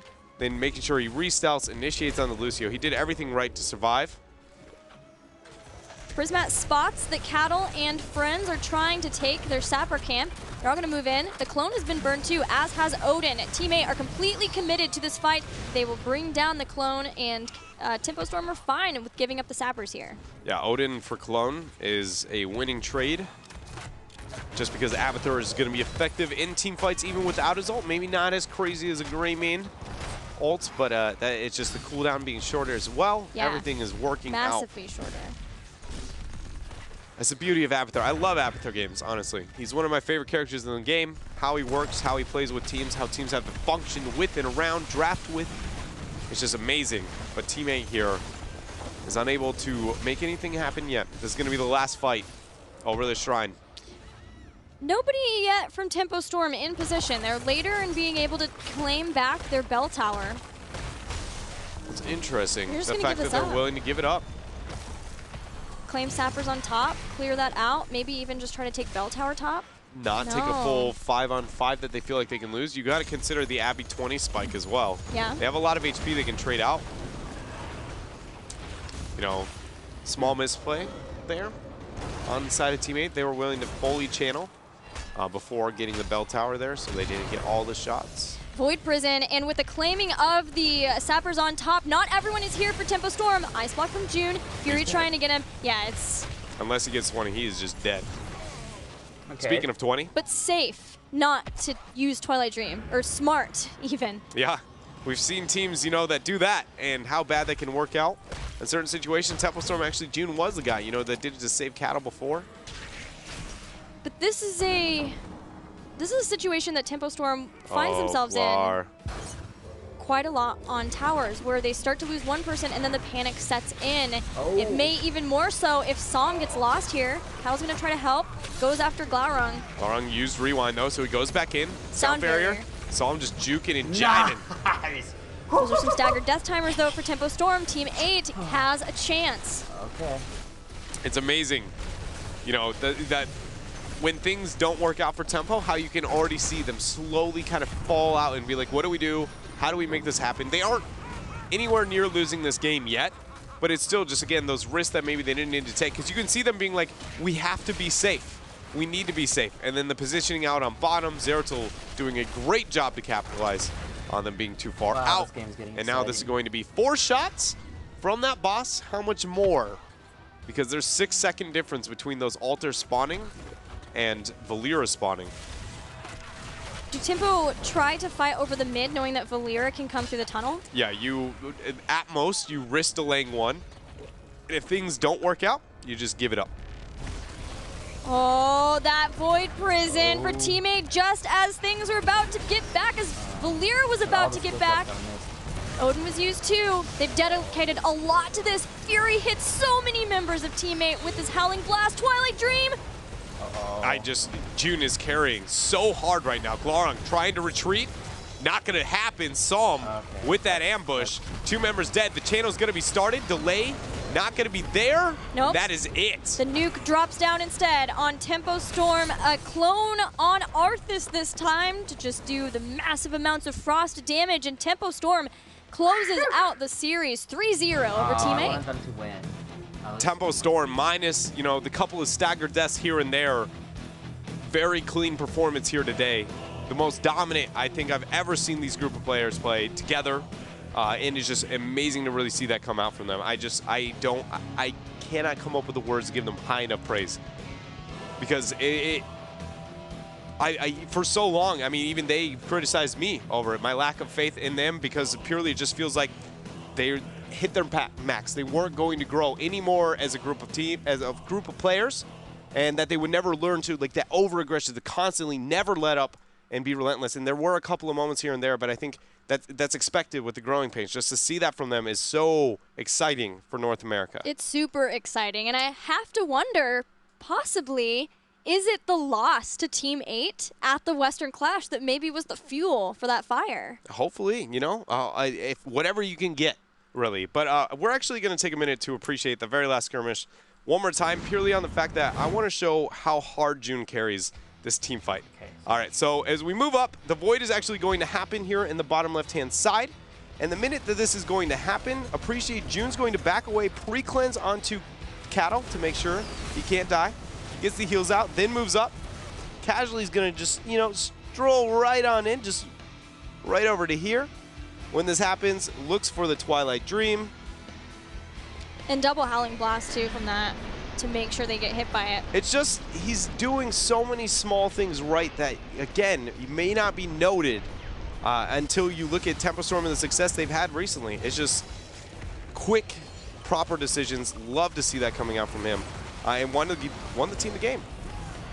Pre-cleanse perfectly onto the target that you know is the only one who can die in that situation. Right, because Fury is so strong. It's not even whether or not it actually matters in all situations. It's more about, again, you have to ask yourself, what is the only way I can lose? And it's, well, it's going to be my squishy dying. Arthas can survive. He should have enough tools as long as I'm there to be able to heal him, which he very much was. It's just really heads up. He's grown so much. Yeah. It's amazing. That's like 6 months. He's gone from like top support to like, I might be able to be a world-class support.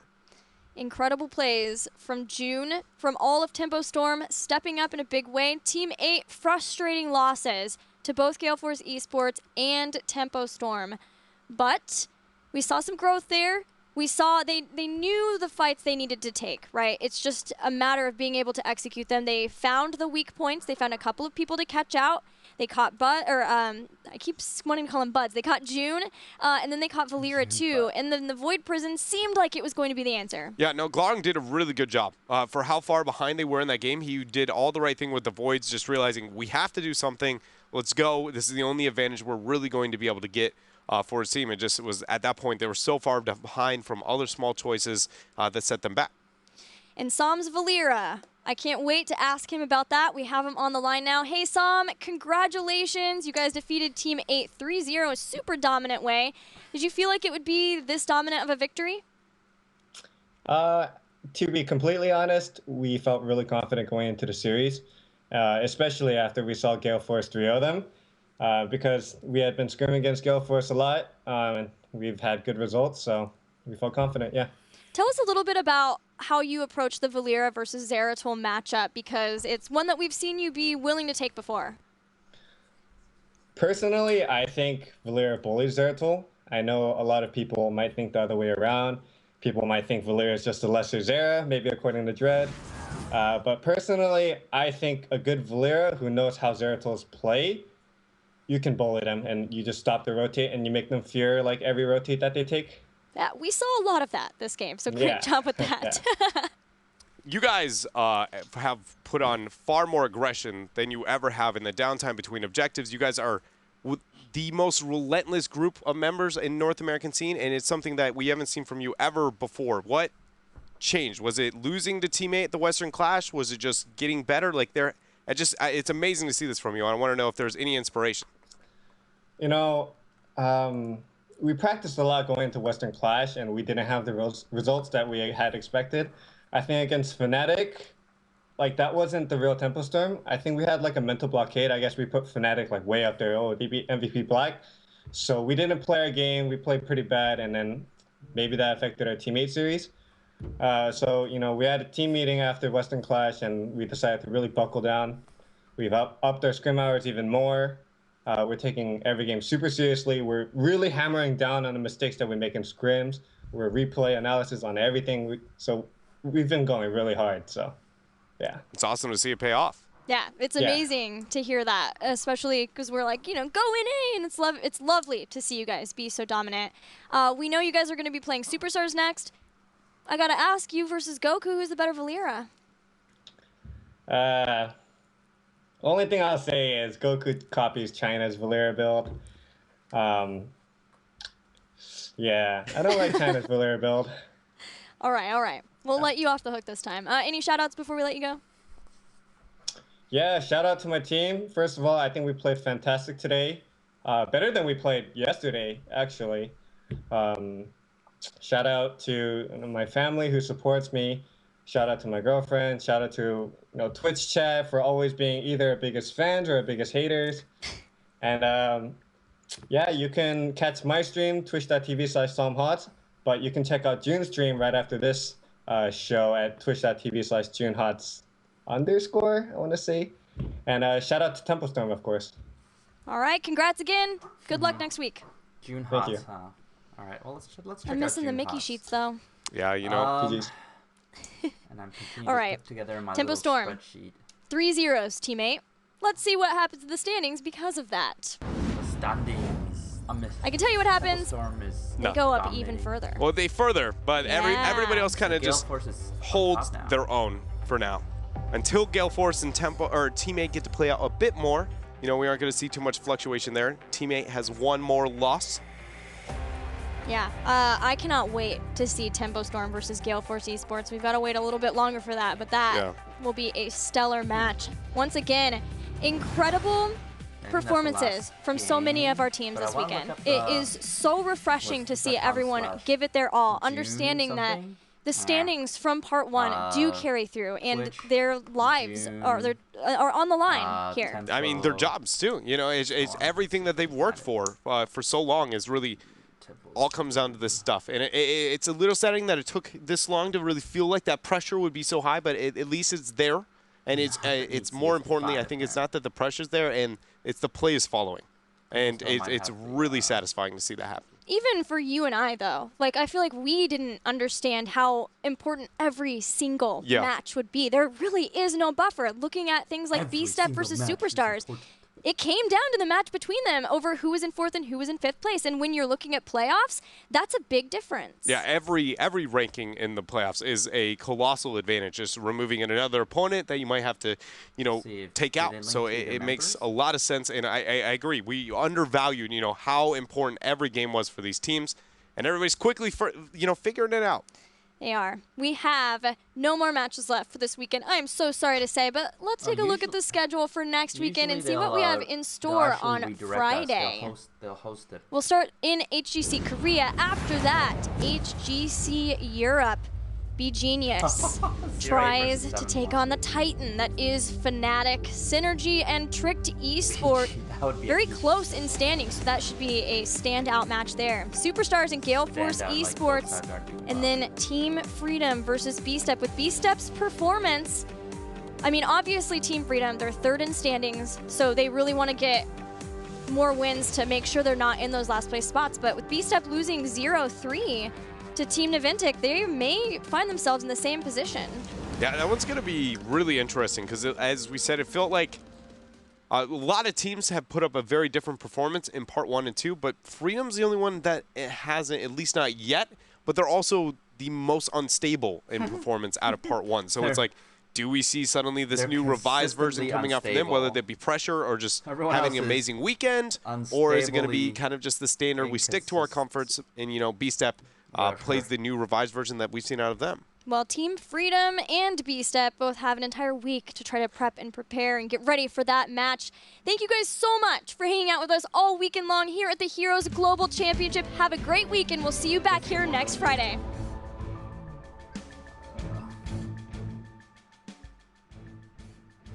Yeah, I think they're gonna just. Oh, is there gonna be a top? Nope, commercial. But I think after the commercial. I once ruled Ashul Nerub. Then came a war I could not win. You suck. I was forced into servitude. But here, in this strange place, no one commands my power. I will conquer the Nexus. Those who oppose me shall embrace the web of death. I am a Nubarak. I ruled once before. I shall rule again.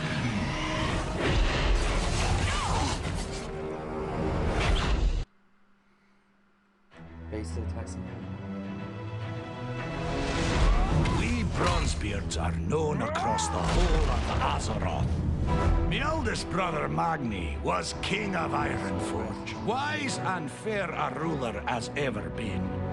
And Bran, well, he's a renowned explorer, always finding secrets. Being written about in Explorers League Geographic. With brothers like that, I'd feel a wee bit overshadowed. If I didn't kick so much ass!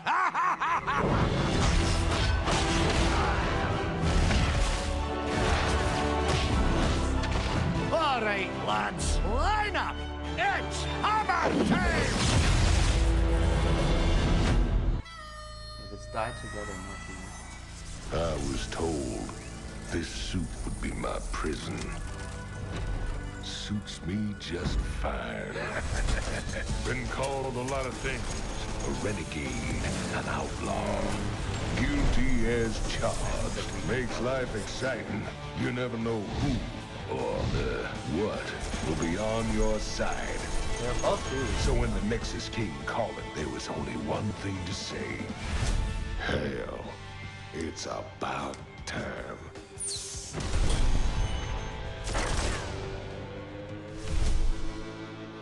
Sombra, it's on you now. I'm all over it.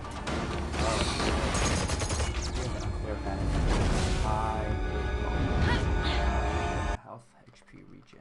That host. Alright, yeah, so that's the dude. Hey, thank you for the host. It isn't really showing up in a stream, but welcome everyone from the HGC stream. Oh wow.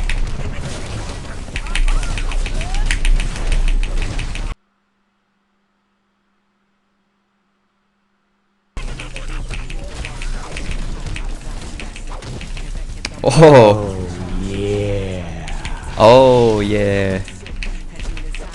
Hey, thanks for the awesome host. Hello everyone. How's it going? Nice Abathur hat. I feel like I should have waited to queue to answer some questions, but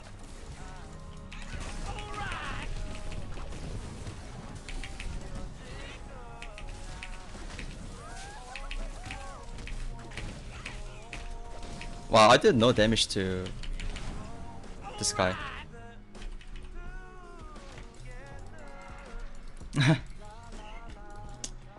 Age, what do you think about Jack calling you second best? So wait, that means who's best support? If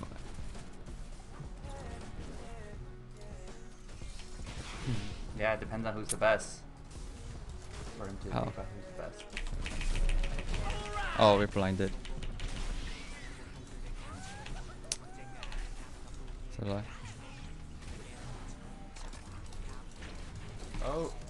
Oh, come on, hit him. Oh. Nice, good job team. Did teammate got stomped? I don't know, I will decide that up to you guys. Did they get stomped? No comment. He's so polite, so kind. No comment. Alright, well, I'm gonna continue to. They got tempo stormed.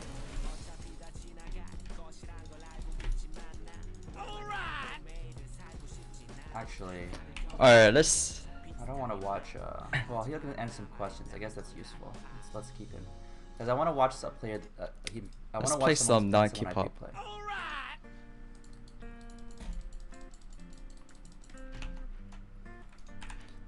Hey, thanks for all the follows. Appreciate it.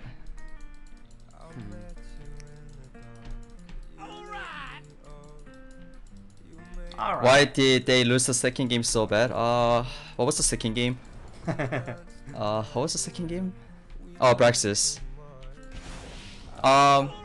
We just outplayed, not really outplayed, but I think we macroed really well versus that team.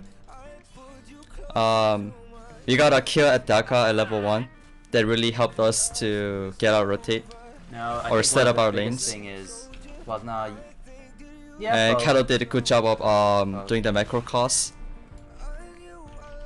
So I think we had a pretty good draft and a plan going into the game 2. FD Link is me, by the way. It's really slow. Are you originally Korean house player or are you I started as a oh wow. Hey RMS, thank you. Welcome to the Broccolis. It's called the Broccolis.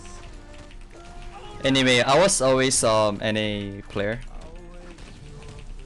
But I was born in Korea. So I don't know if that makes me like Korean house player, but where do you pick bribing? you pick priming if you wanna play play a macro game. For example, like what we did at game 2. We were really trying to do like fights, but kind of to counter their globals. So the Keeper Spheres. Can you flip this layout left, right? Nope. I don't think you can change any UI to this.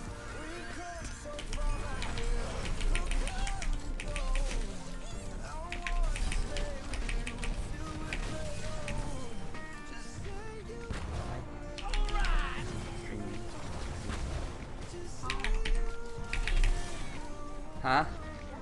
Oh, good job, team.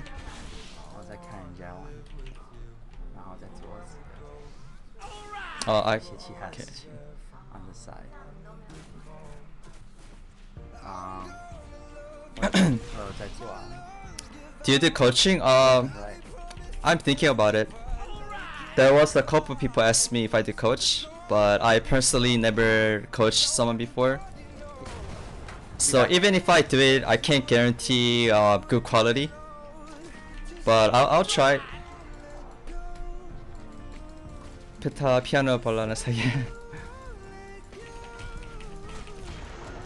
Will you cosplay Brian for 300 subs? Yeah, for sure. If 300 people sub for me, sub to me to watch me cosplay, I will do it for sure.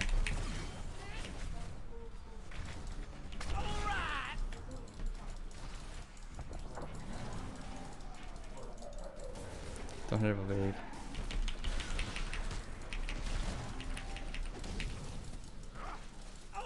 It's Sunder? Okay, Sunder.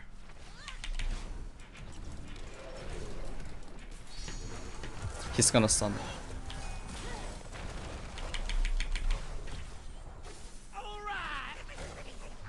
Oh! I should know he was gonna do that.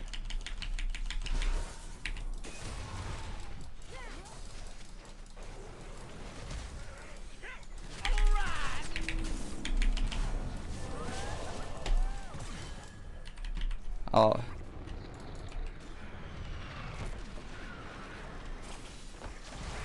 Oh, white team. Hey, Bolo, thanks for the sub.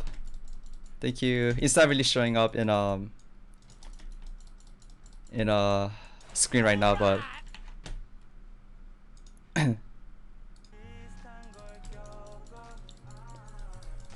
will you cosplay cheerleader carrying for 500? That one I need to think about it. That one I actually need to think about.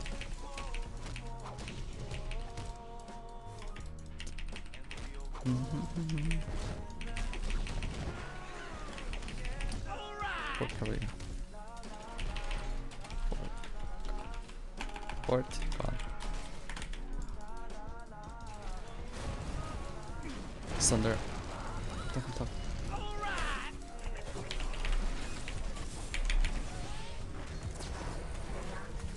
Do I need to pump? Nope.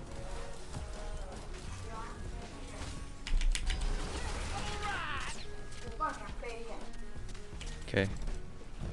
Nice. We got up. Can you cosplay Hinderland for 2 subs? I don't know how you can cosplay a Hinterland, but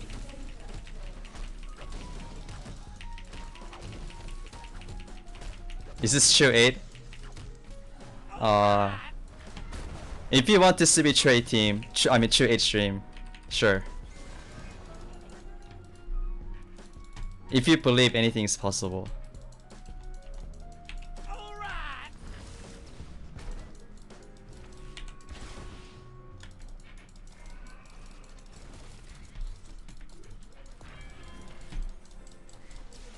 Ow, that hurts.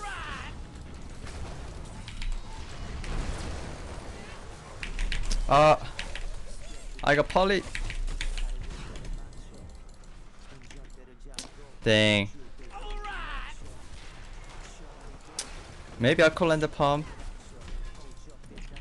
But not sure. Oh, I need to save it. Okay, it's fine. Hey, thanks for all the follows. Appreciate it. Getting thralled.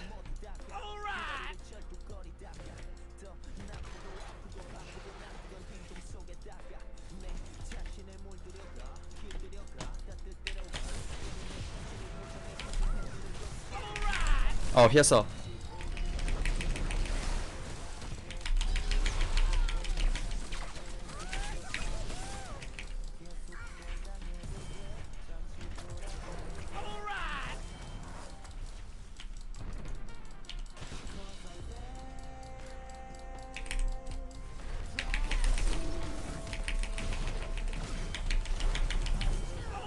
Wow, good job.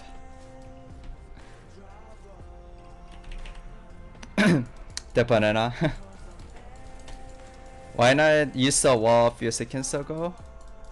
Thanks for. Oh, I didn't even know what was up. If it was though, you should have used it. So that's probably my fault. Oh no, they missed.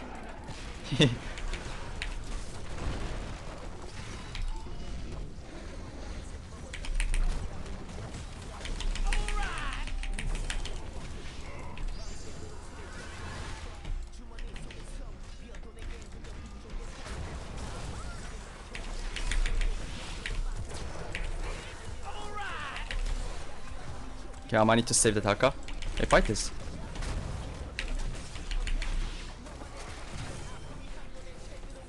Is it gonna fly? Okay. I don't have mana.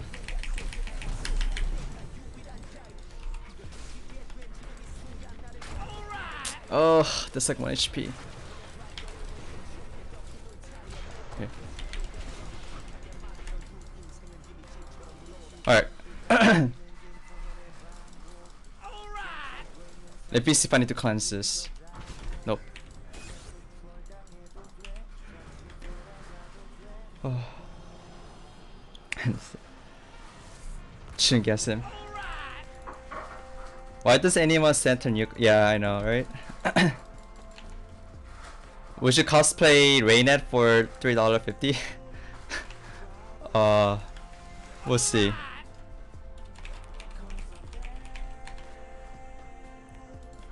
Oh no, that comment is gone. Oh, what the heck? I had that comment. I guess someone deleted. Oh, it's up.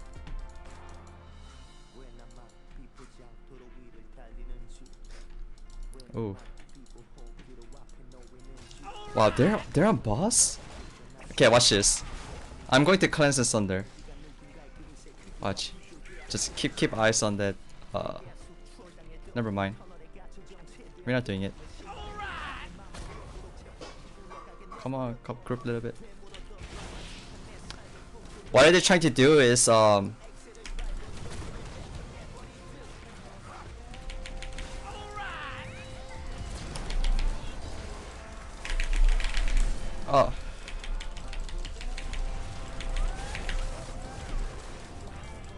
Dang, he dies so quick.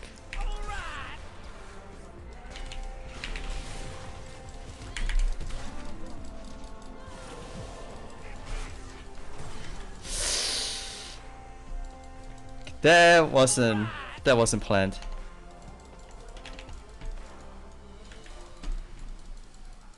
Darn bosses.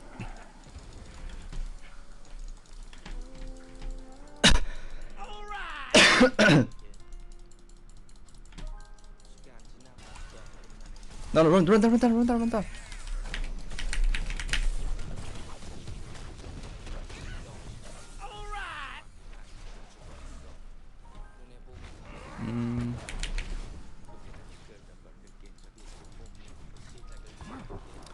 Probably not gonna be able to cap this.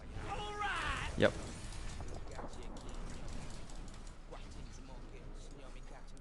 Did it boss? But I kept the boss from leashing, yeah. I guess she wanted to do it. Maybe we could have. I'm not sure.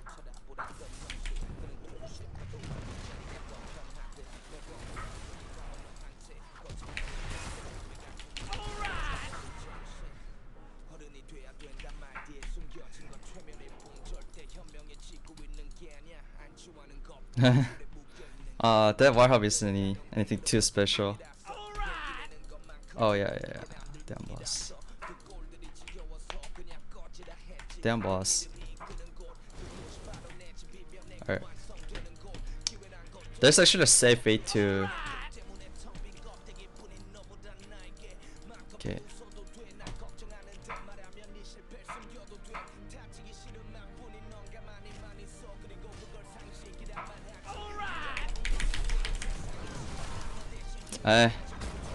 Whatever, gust down.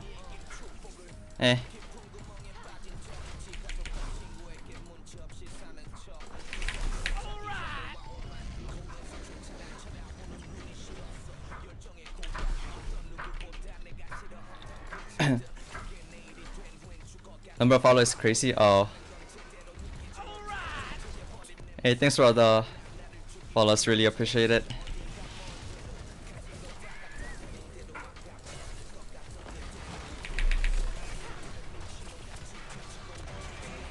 Oh my god, sub! Thank you, man. Thank you for follow. Welcome to the broccolis.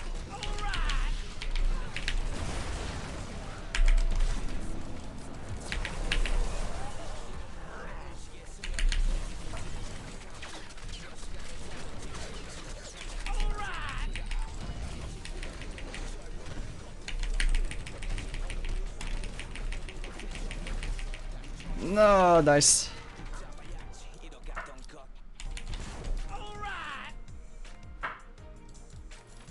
Oof, that was a little scary.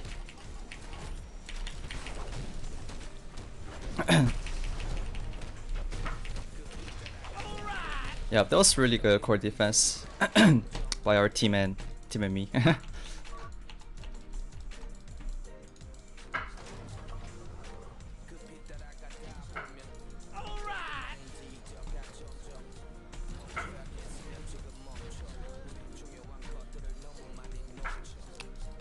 Stop saying alright.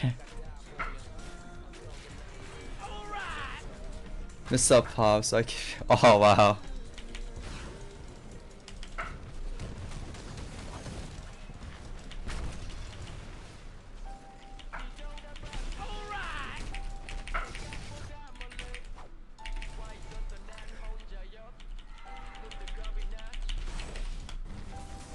We might be able to do that boss. That guy needs to dig early. Oh, okay, boss said. You thought you were smart. I knew he was gonna gust.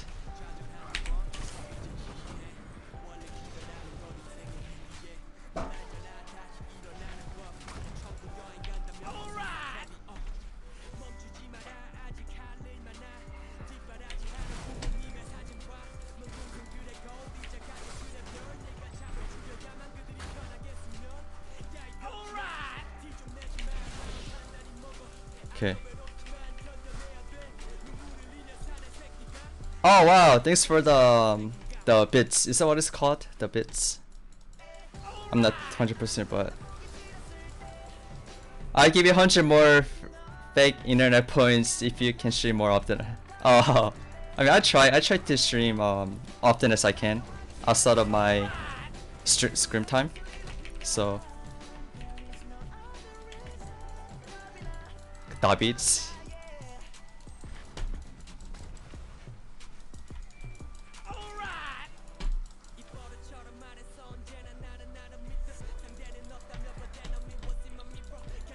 Jimo got all things. Oh, is a tiger? Real tiger?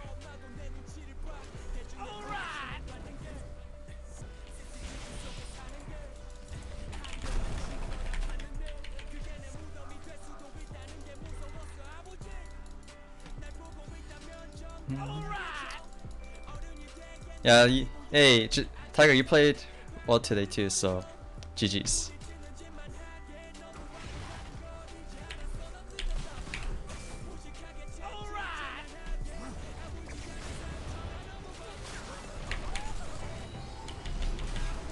Wait, don't have stun there. No stun there.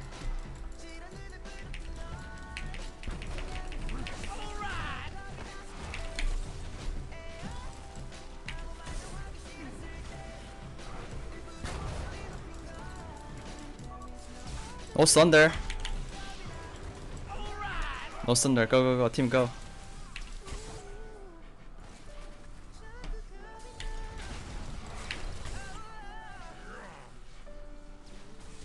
They have a gust, but they don't have stun there.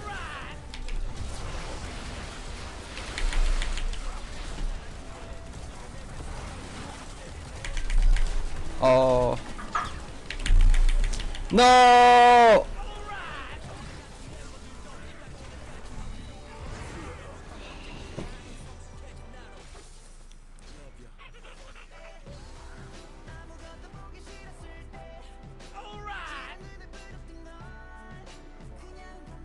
I think we would have still died even if I land the palm.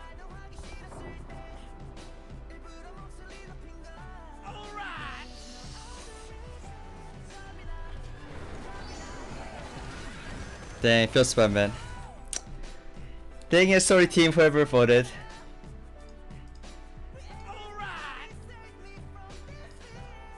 Oh, won the HEC, lost the Hero League. I guess if you win, you have to lose.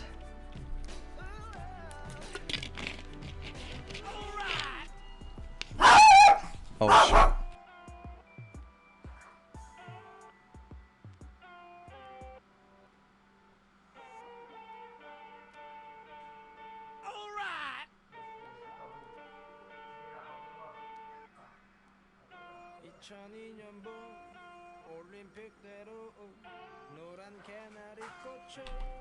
Okay, so stream. That was a little. That was my dog. Whoops. Hey, is that really annoying? If it's really that annoying, I can turn it off for a while. Alright, I'll turn it off.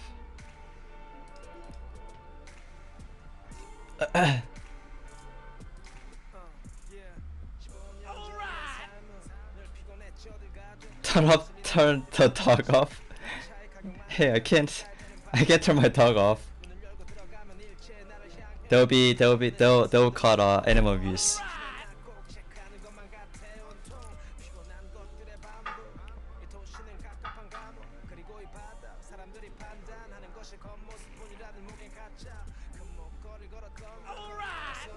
Don't turn dog off.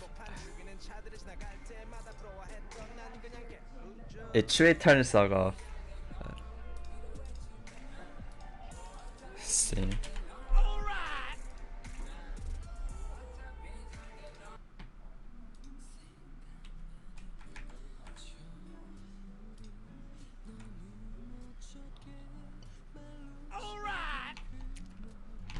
Well,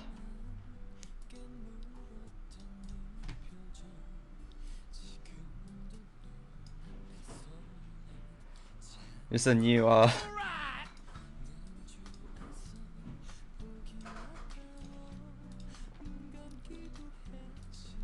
this one-time event cap. Alright.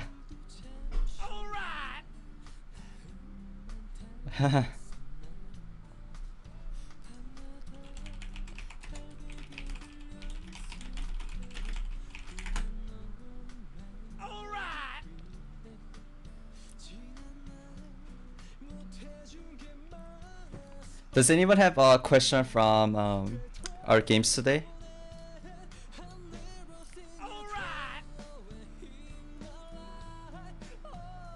If any of you guys have questions,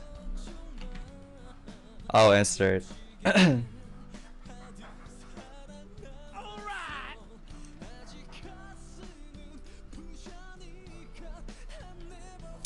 How do you carry as a support? Let's see.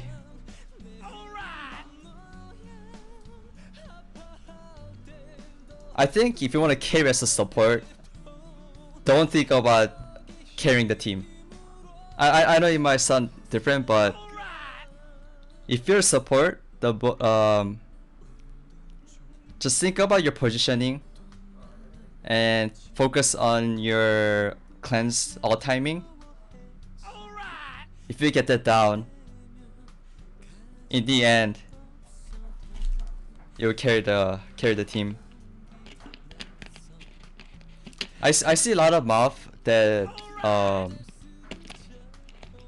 saw a lot of mob that try to do too much. For example, try to make play for the team, for like blinking silence where he shouldn't have, or going for way too aggressive route kind of stuff.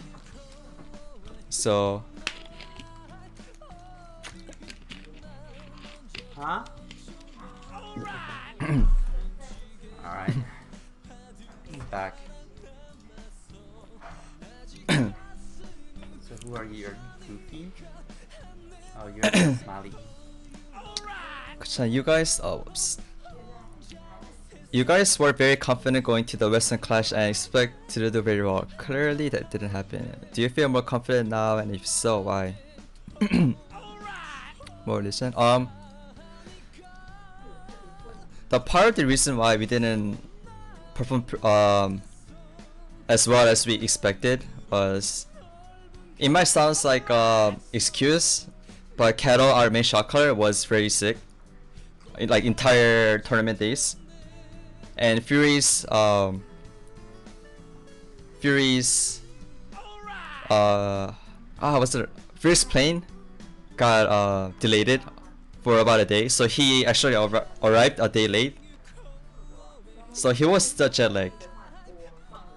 So if you look at it, our tank, which is one of the most important role on the team, and our shot caller, which is obviously like important, were not in their top condition. I don't wanna like say excuses, but that is part of the reason why.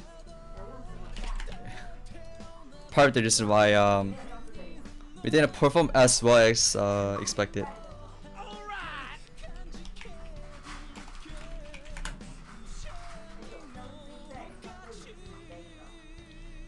Well, I'm ready in this game. Sorry team, I wanted to play support, but he took it. So sad. So we're gonna play if you don't play support.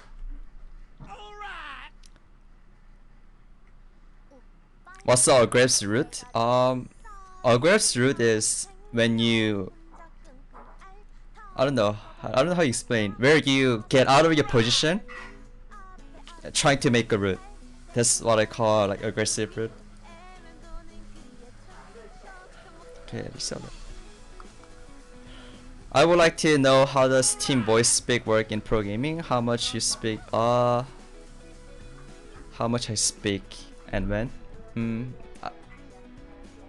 don't know about other roles as much, but as a support, try to color your cooldowns and tell your team if they're safe or not.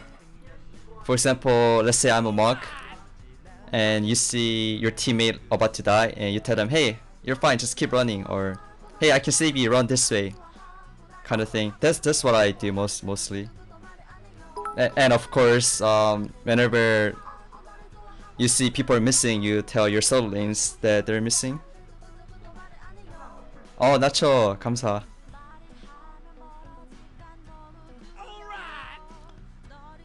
Who'll win a fight, you or Arcaface? Oh, dang. Arcaface is pretty scary, but if I bust out my inner Kim Jong-il, I might win. If not, I'm not sure.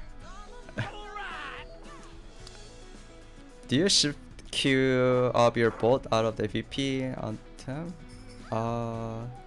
No, I just clicked bolt and then cleanse my teammate. I don't usually use shift. I only use shift when I'm mounting. So I don't use that much.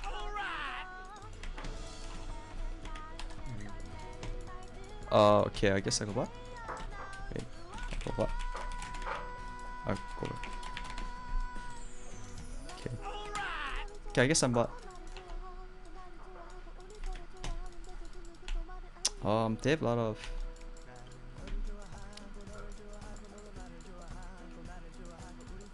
Let's go for stacks. Actually, that's great. I vitalized the map at sit there. Yeah.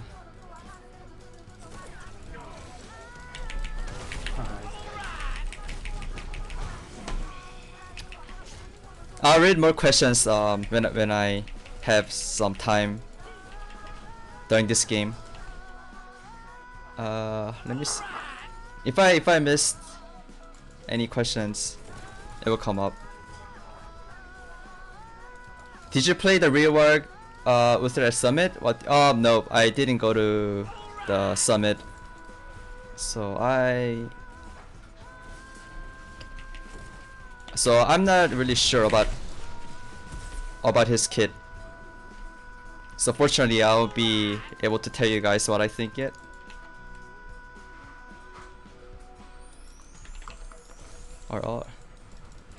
Oh.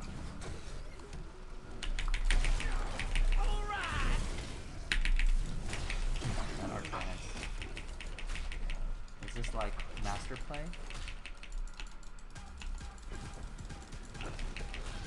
Alright, let's see. Let's do some more questions. Alright and alright. How did Bribing feel game 2? Bribing felt awesome. Bribing actually felt so pretty good.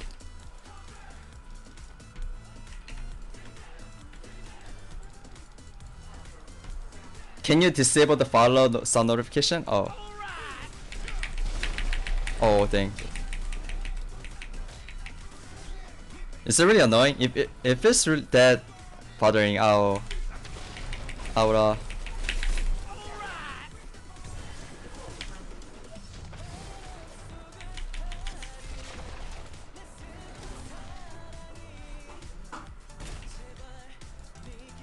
Okay, let me see if I can make it lower at least. Oh, this.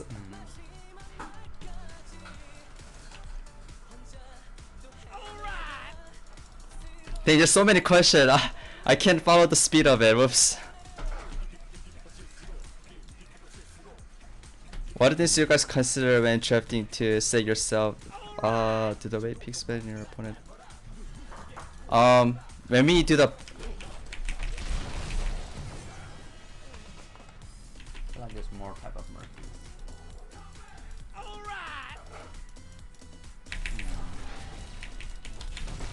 when we do the bans, we look at what we're good at and what other team is good at, and kind of find like a balance of how you want to draft. Do you want to focus on their deny, or we just focus on our draft?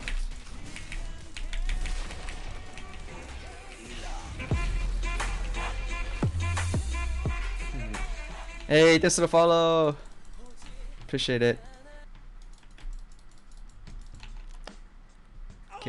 Okay, there's so many questions. NA always feels so confident. Oh. Die together, murky. So this is Make sure you follow up and make sure you initiate. Most of the time you kind of want to follow up route, unless you're really confident that you can land, basically.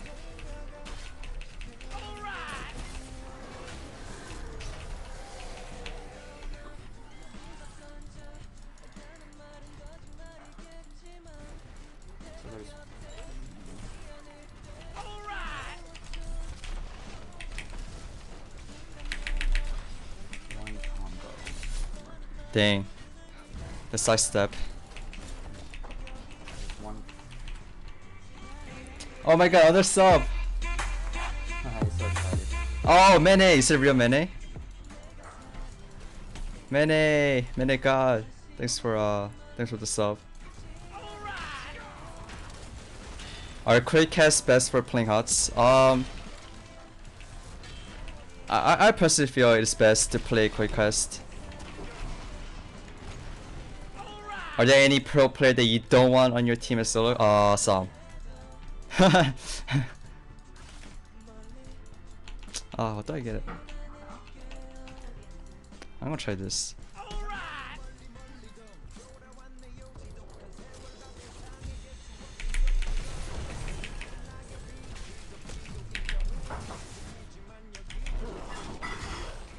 Alright.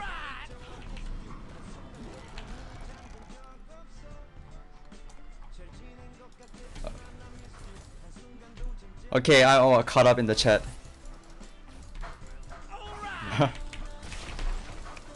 Okay, I'll turn this off because I still have a request. Okay, I might need to FK a little bit in a game, but where's the follower? Alert box.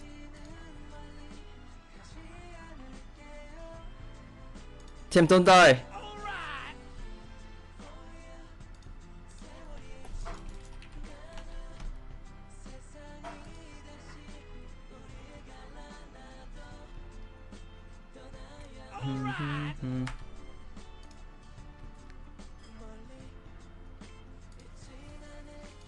Okay, I did it. Sorry.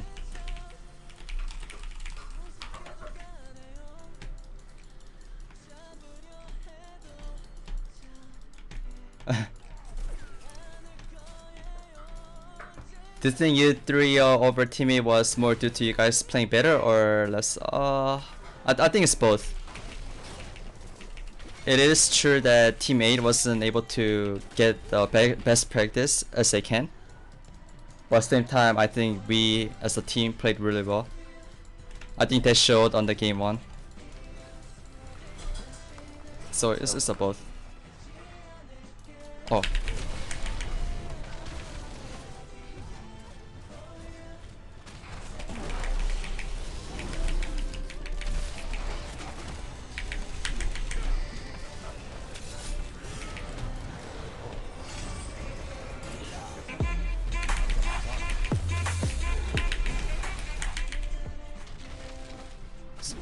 Solo.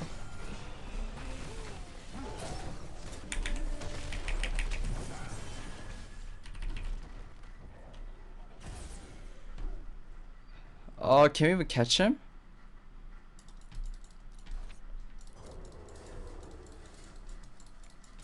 Oh, come on. Alright, I guess we're coming back.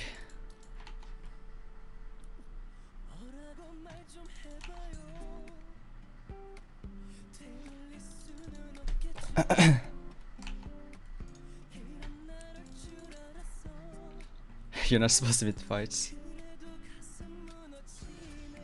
It blocks some of the gameplay. Oh, yeah, I'll make it smaller. I never had this much chat on my stream before, so normally it wasn't affecting it, but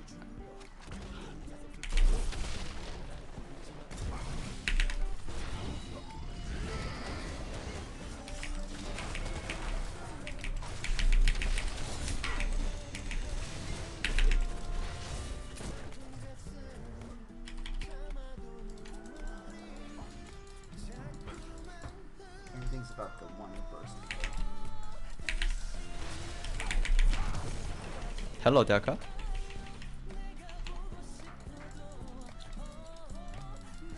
Do it after the game, yeah. I don't wanna.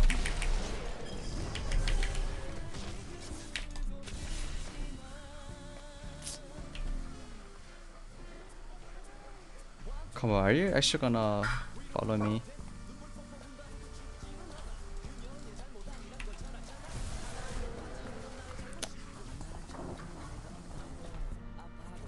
I feel like that player is gonna go for this. Oh no.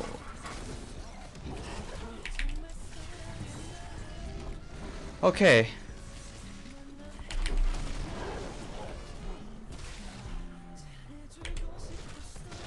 Okay.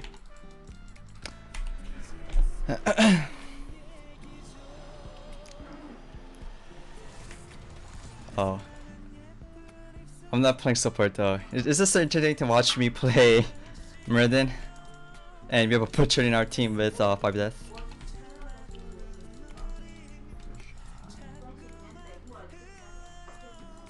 So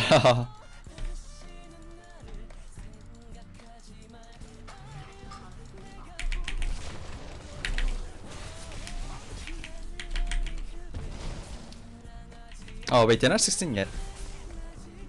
No, they're not 16. We want to fight this.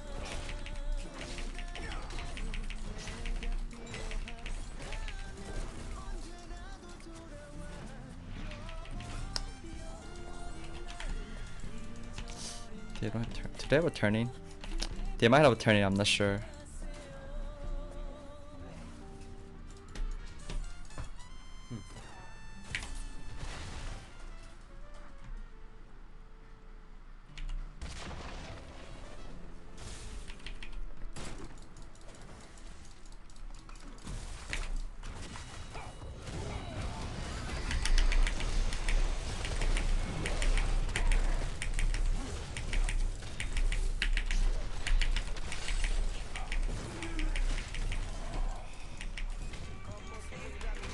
Hey, thanks for follow. Appreciate it. Welcome to the broccoli club. What was it? I have Big Penny. Oh, what the great name, and thanks for the awesome stuff.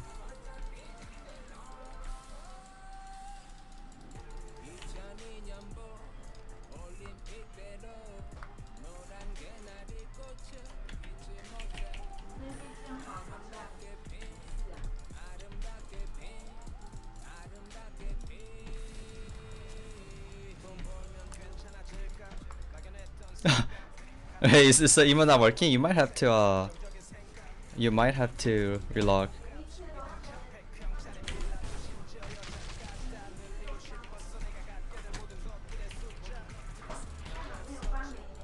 Not a support, yeah. Someone already took my support role, so I kinda had to pick this pick Noblesse.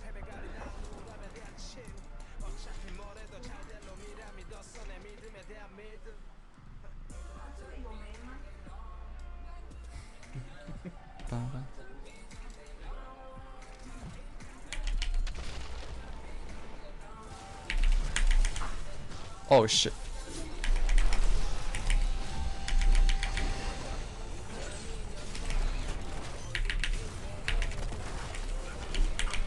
Oh!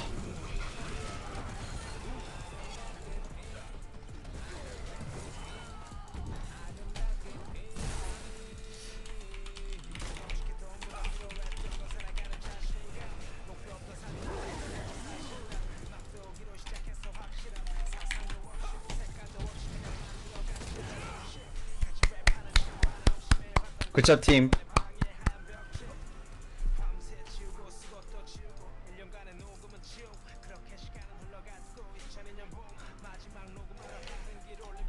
Baited.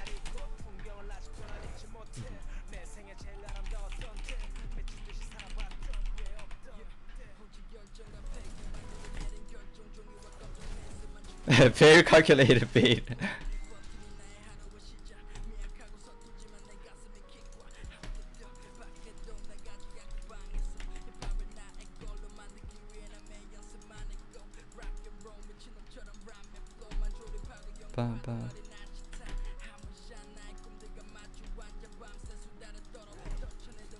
I need to watch, just in case forever. Yeah. Oh, Blura, you're being greedy here.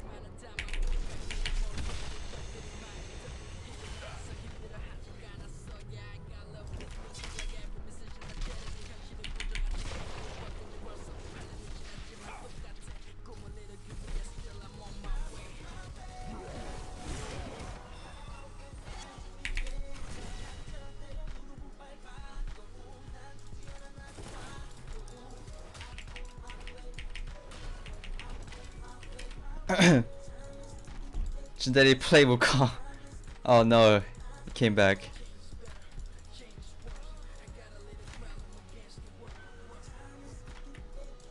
hey, easy with the spam. Easy with the spam.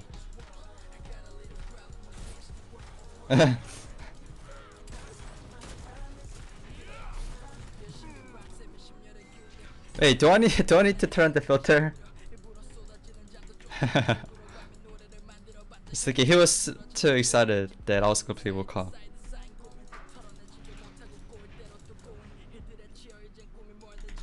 Oh no, my team. I wasn't watching.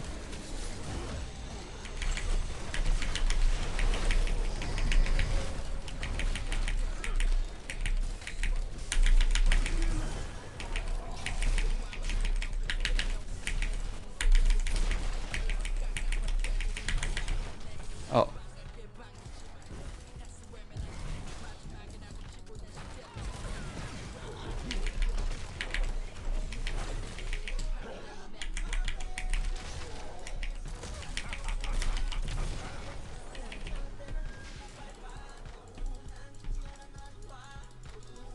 Feels good.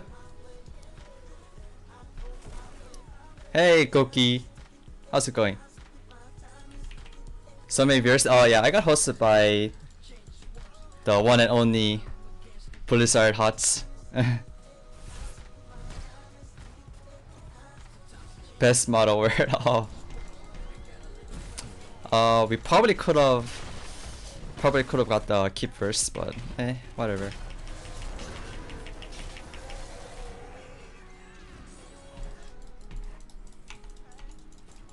Wow, 8 this. Wow! This Krasim died 8 times.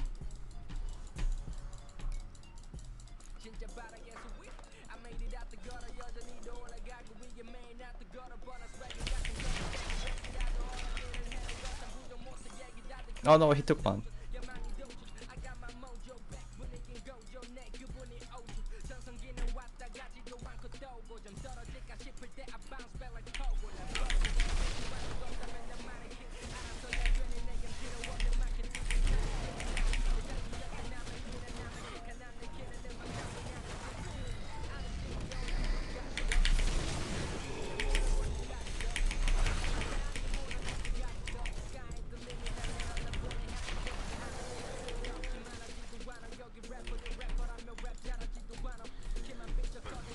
Okay, keep. One dead. Oh my goodness!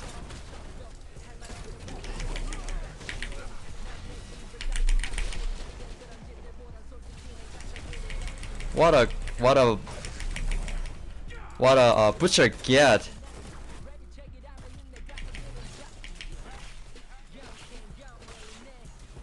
Watch this.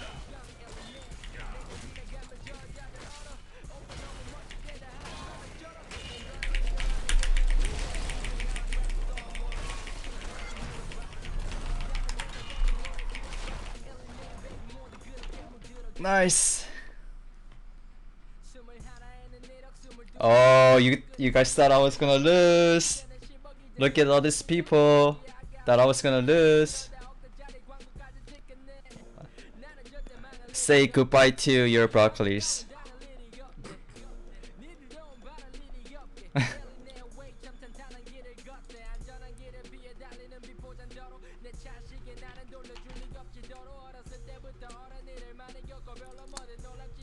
Okay, time to reward these people.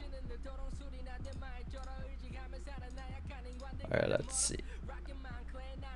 Oh,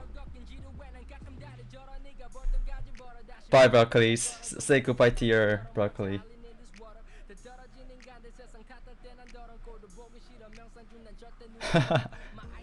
Use the chest side? Oh yeah, I forgot about that.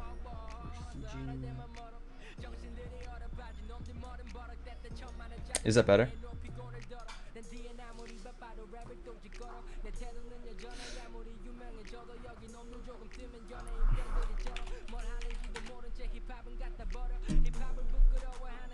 Broccoli baby. Shit.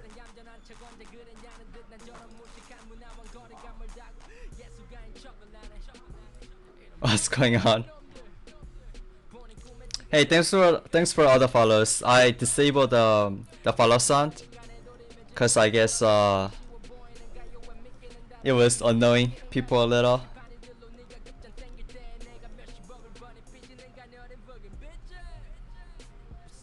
What is your favorite non-support? Favorite non-support. Favorite non-support is no, not Mark. This hero. This is my favorite non-support hero. Tess? No, I hate Tess. I rather quit this game than play Tess. Why do you use Ice Block? Use 6 for Ice Block? Because I feel like it here.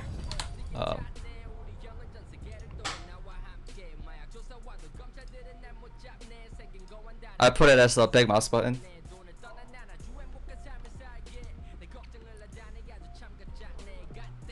홈비 인스타 오지게 박아주세요. 안녕하세요. 홈비 잡채.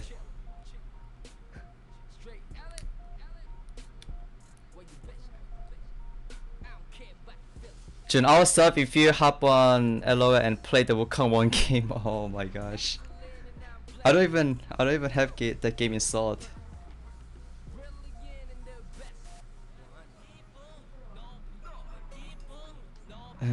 Saya a good support? Saya's OP.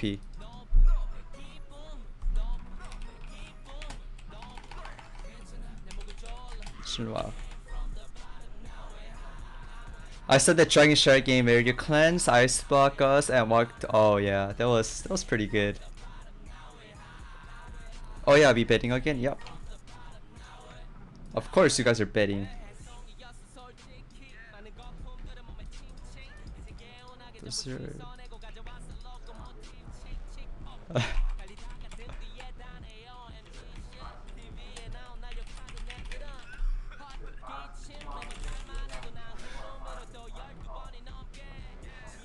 Alright, I'm gonna go rush really quick. I need to take some business, so I'll be right back.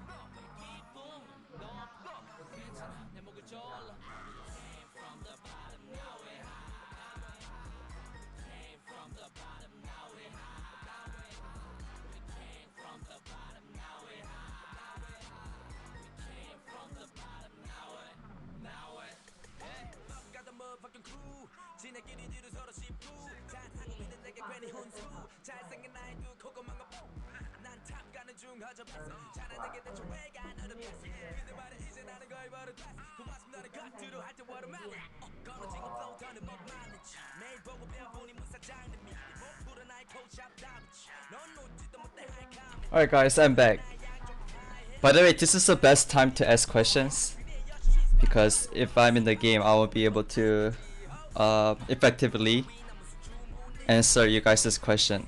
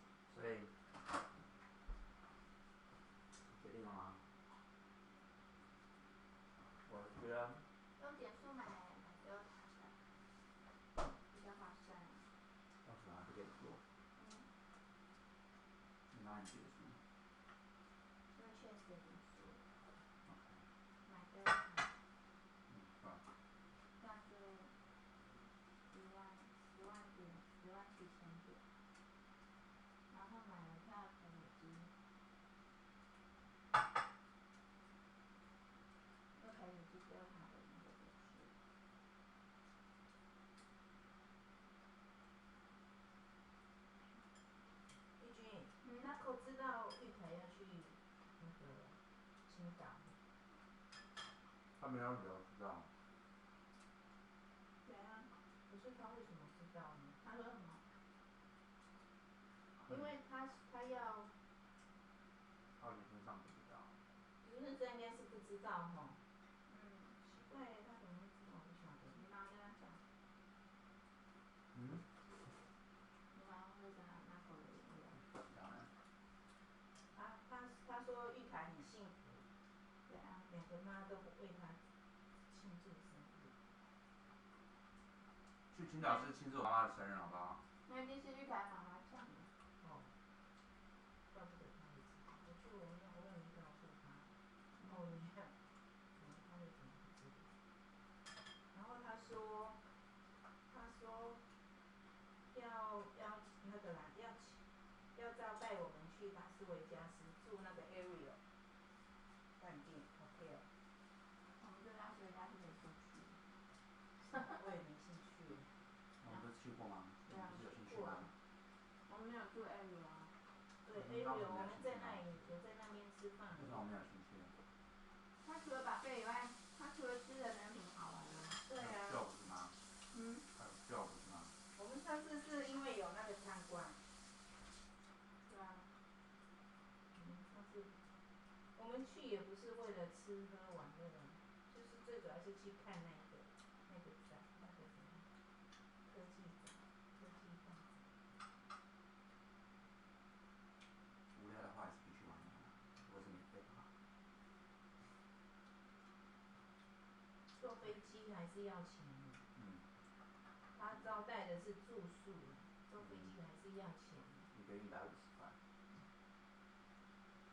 我也没兴趣。他很爱去啊。哦，他很喜欢去啊，他爱赌博。他就是喜欢吃啊。喜欢吃那个美食啊。他那次赢了很多钱。对呀。就是说，他们虽然给他很多钱，可是他一定会尽快就会回去把它花掉。这就是赌博的力量。这个灯是灯架，你看，哦，为啥？这个是做东正气。灯泡吗？对啊。哦，灯泡应该换。这里有灯泡可以换。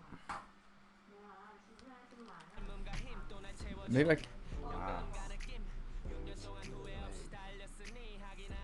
Which one's you? You're unranked? Is Casa game? Jumping on the. Wait, you don't trust my Sonya? Wow. Dude, when are you playing? Why you click 95,000 times to get one place? Is this something for just bad habit? Yeah, it's kind of habit. I just have to click 1 million times per game. That's my click per minute. CPM. My CPM has to be at least 1,000 clicks per minute. So if it's a little annoying, I apologize. But it's just something that built in me, so I can't change it.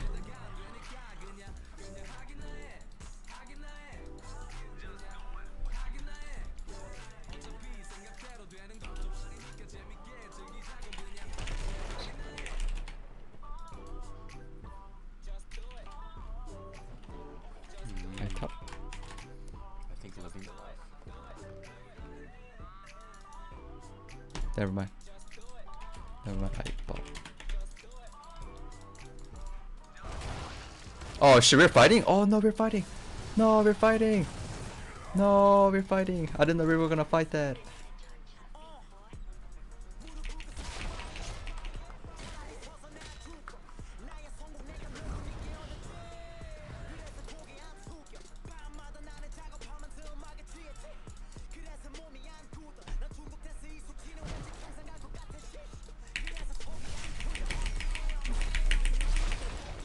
Oh, you're trying to dodge. No way.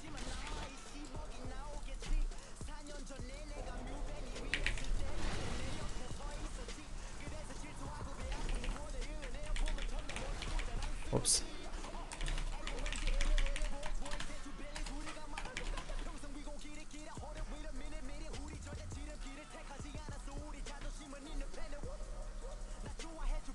1000 CPM doesn't contain map awareness.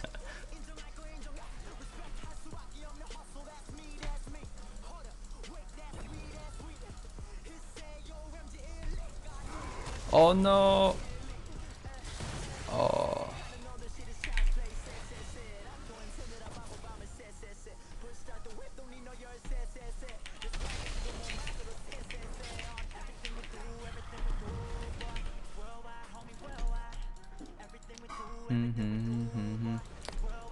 I was the first say, oh yeah, you actually did.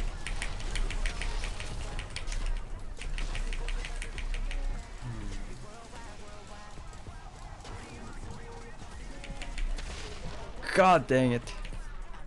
I need first kill, that means I need first kill. So I'm actually on pick.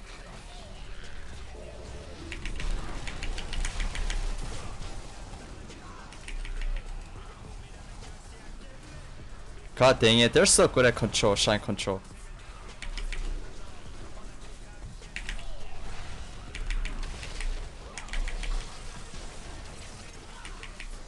Alright, let me check out some person that. Ah, we can't. Ah. Can we even get this? I don't even know if we can get this. Go to the game that I want to watch. Following.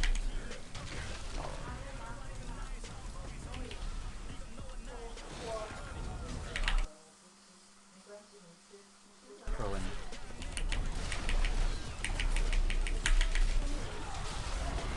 Not even close.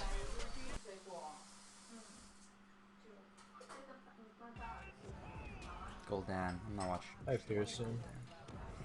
But his hair is so epic. Dude, his hair is crazy. Let's kill this guy. Ah. Oh, fuck.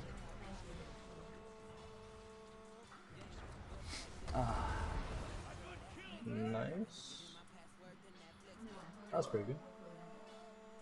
Who else?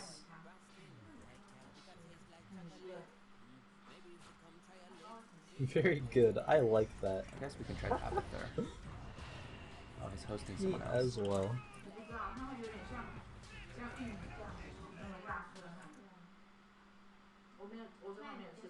I knew from that first moment that it would be my life. I apprenticed with the Forge Bound and focused exclusively on my craft. Soon my skills were superior to everyone.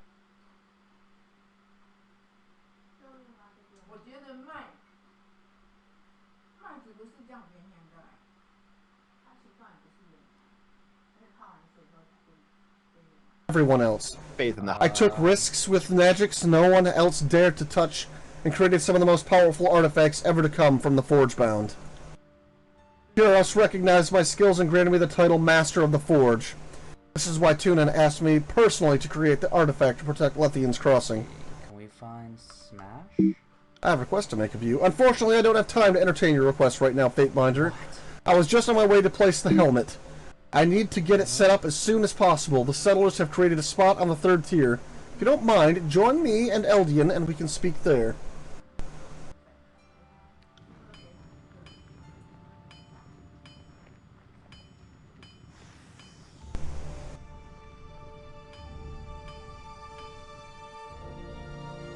The sunburnt man did Favorite song? 2, 3, 4, 5, 6, 7, 8. Okay. Okay. Okay. Ooh. Ooh. Ooh. Ooh. Shield pressure. Ooh. My dad? Fuck, man. I always die to that. Damn it. You did alright. You did alright. It's 1-1, guys. We're about to end this right now. Yo, man.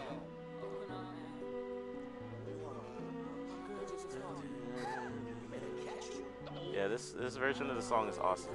Hey, Tara, what is your next tournament? I'm going to a tournament in Mexico, Toluca, Mexico. That's the end of April, so I'm just streaming it in real life for now. Hey. Hey. Yeah, I'm Potamanian. Oh, actually. Kill it, kill it, Twig. I know you can kill it. Come on. Come on. We don't go. I can imagine you in the club already. I can imagine you in the club. You probably do one of those white dances. Probably like this. Living the life. Alright, hold on. You ready? 1-1.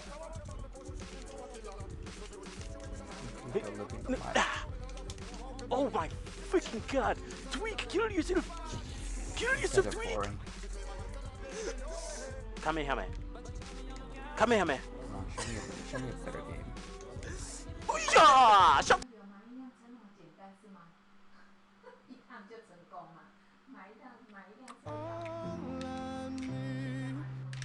Who's that? Sam Smith is my dad. Ninja.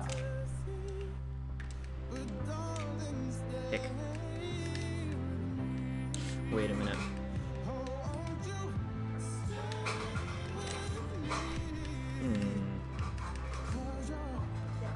There's one thing I saw FaZe do one time.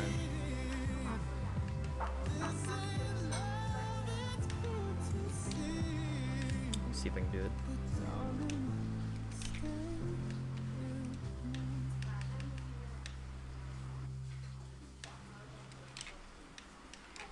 I think it was something like that. Let's try just this. Dang it.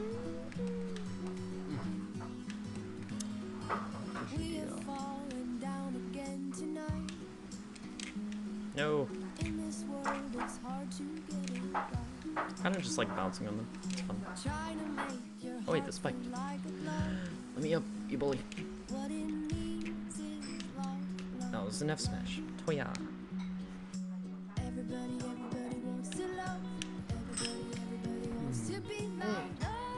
Gosh dang it.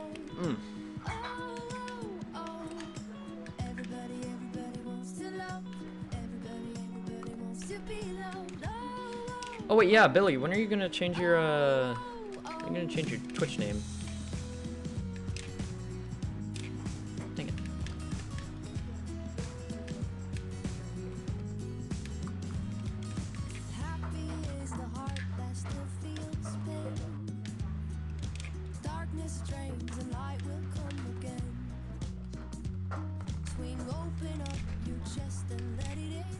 Oh, you're not, okay, got it, makes sense.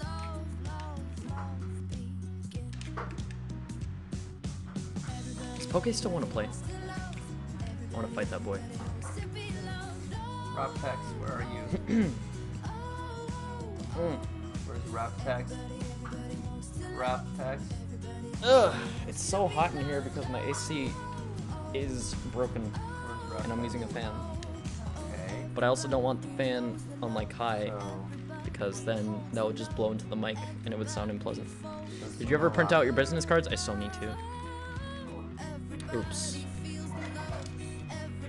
I'm gonna go back to Link stuff. Link was fun as heck.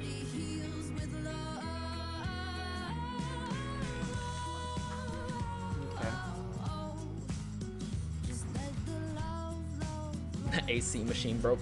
Ice cream machine broke. The Smash machine broke.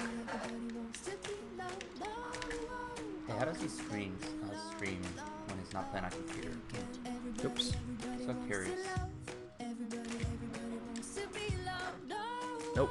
Okay, it's also kind of boring. Oops.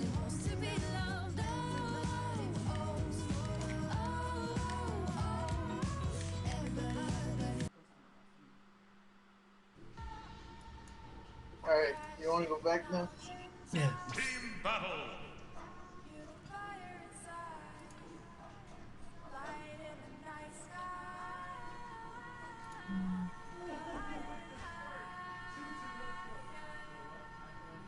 Fishy deal, CG, living the life, tougher fish.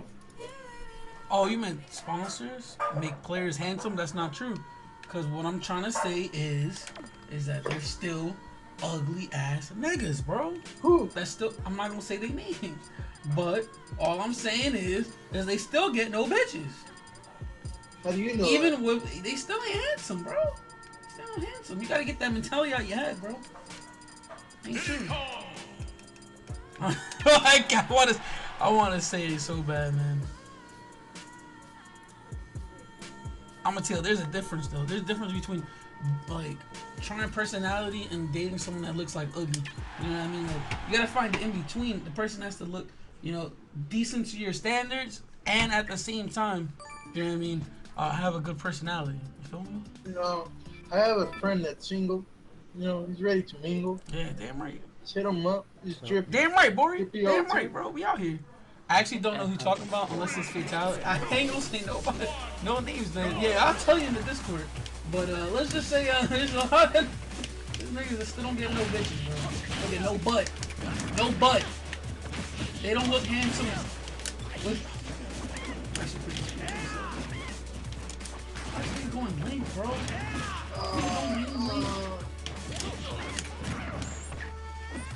What? What? I don't know.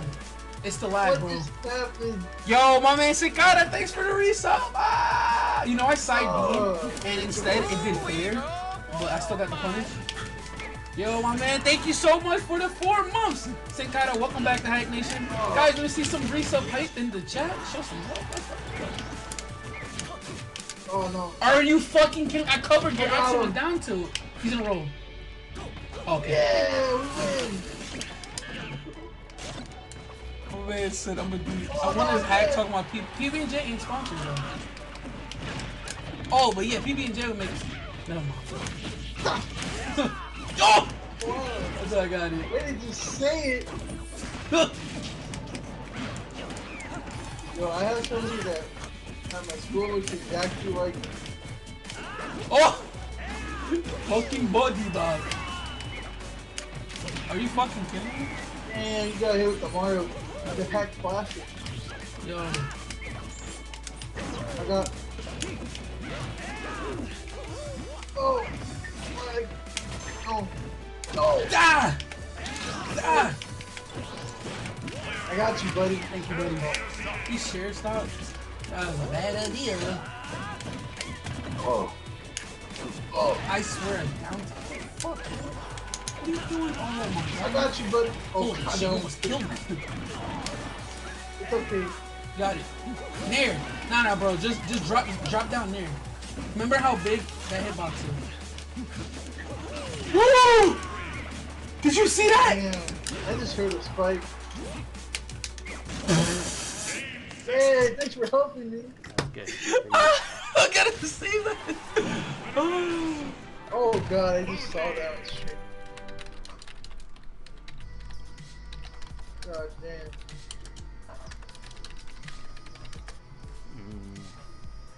I gotta save that. Oh fuck, bro. Wait, Omar hasn't played, yo. Why you talking trash? I'm running around. Oh man. Oh man. Down and it's constantly slowing down. Yeah, I got it, right? I got it. Kill? There you go, Cosmos. Yeah. That nigga. Them niggas, bro. I'm telling you. No bitches, bro. No bitches. You're saying No this shit.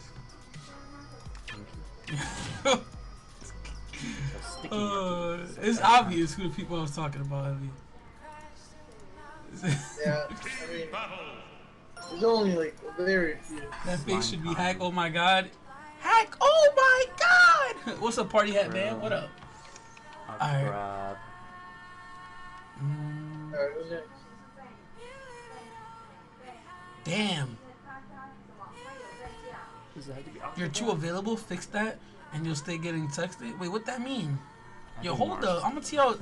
Once you start taking too long text back, she's gonna wonder why. Then, yo, word. Yo, I'm gonna tell you. Give him the fucking I'll take strat. I'll take both up.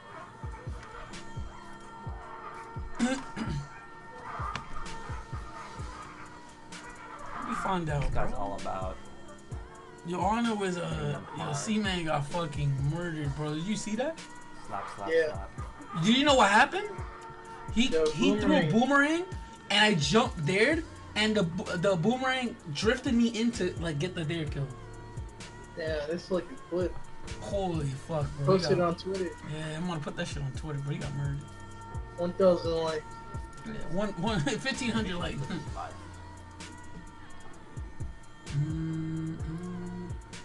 living the life just prevents death.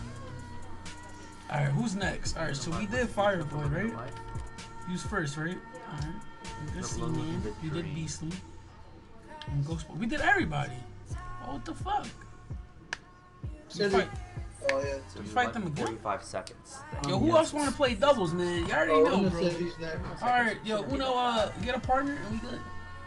In the hook. Slime and then already slime. I'm going to play 15 heroes. as my partner too. Bonus damage about 125. I'm going to be playing on the gamepad and the more damage. Oh my god, shut up, bro. Shut up. Can I do that? No. It doesn't say in the rules that I can't do that. Yo, peace out, C-Man. Have a good night, bro. Thanks for coming through, fam.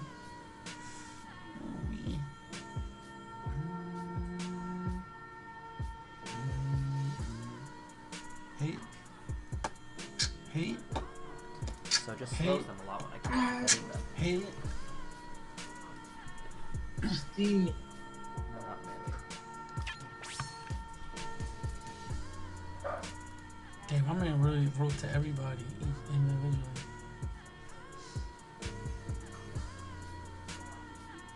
So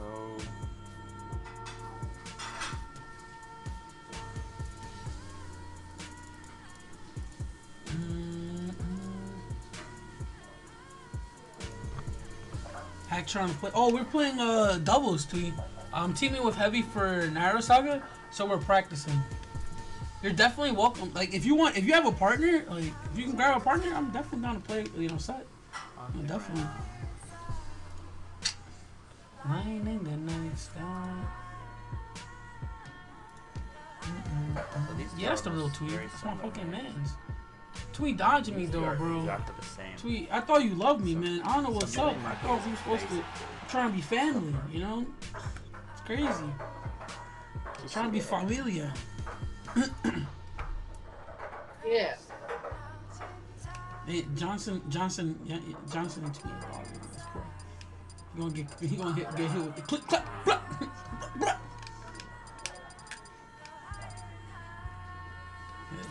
Johnson won't even let me teach him doubles. Bro, they could put a whole dedicated day to doubles. I want to teach Johnson doubles, but he don't even let me, like, at least once say, like, help, man. It's crazy.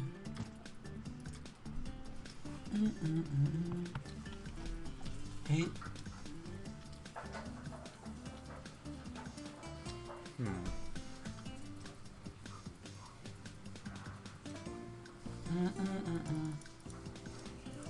I guess there's some shit. Since you entering Naruto, can you add another day for doubles? I don't mind. All right, no problem, Johnson. Yeah, it's all good, dude. Yeah. Slam time. Oh, you know also. Oh man, not like this. Let's not argue. All Heck Nation is best nation. Y'all gotta remember that we all family. Alright, we're all family. All of us. Heavy's my only family. We all here. love each other. Yeah. Alright, what is it? Like Heavy right now. I don't know why he jumped behind me, but I'm gonna throw him back. Alright, I did okay. But it's okay.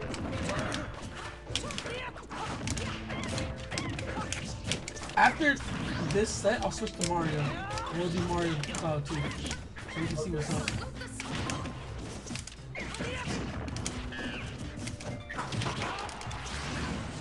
Bro, you're so rad. Wow, you're cool. You know me. Nice. Are you serious, Larry? That's not. Bro, Alright, I got it. Oh no! What was that? Nice fucking lag, you know? Yeah. Damn right, like. God, of course, you know, lagging in every game. And air dodge. Alright, guys, remember we. Oh my god, I Why had the didn't you worst kill DI. this guy yet? That was the worst DI I ever had. Oh, hacker. Oh, I'm trying to read. Yeah, of course. Of course, man. Of course, no. I'm trying. It's hard to say no, dude. I don't know. It just feels weird. I feel like I gotta brush my teeth after I say no.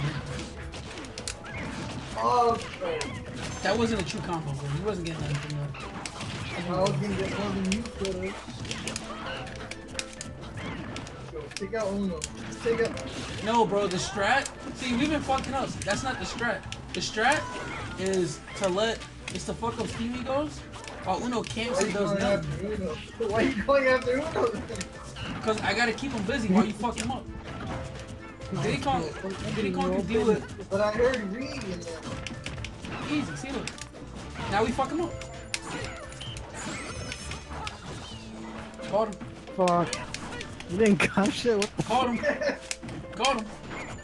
Caught him. Got him. Are you fucking? After him. Fuck! Oh, Fuck! We almost had the fucking zero combos. The game lag. Fuck out of here. Oh, what the fuck? God, smooth. Are you serious? No, you're gonna make it. Okay. Oh! Come on! Can we play Dubs? Would you rather I go Fox or Falcon and Dubs? Just throw him at me, man. Come on. I guess. Well, Fox and doubles ain't really that good. I feel like Falcon is just overall better. In dubs. Falcon sucks in dubs. Kind of better than Fox. Oh man, you see Anti and Larry? Civil War? YM2 IP dead. Oh, fucking kidding me. I'm tired of this shit. Yo! Good shit, he's dead. I'm tired of this shit. Yes! That was the I can't see shit, yo. What are you doing? Like, watch this, watch this. Oh. Don't fucking hit! I'm in dead! No! Watch this, watch this. Oh. I think so. He mad because this shit working. No! Heavy! Fuck! Fucking nuts out of my face. There, let's go! Go! I wasn't ready. I wasn't ready. For content, he's doing things Link better than Oh god, what the fuck? Dude, are you slow? Oh my god. You got body. That hit me. Yo, I that want lag to out of switch, here. yo. Who the fuck is my partner, yo? I don't take one stock. They're on the ledge all big, yo. What the fuck?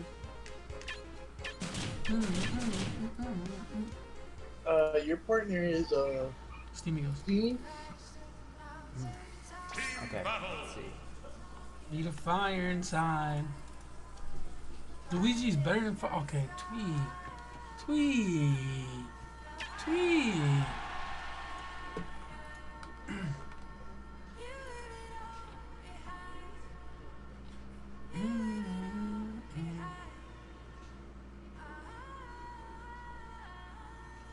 I know the feel, Bori.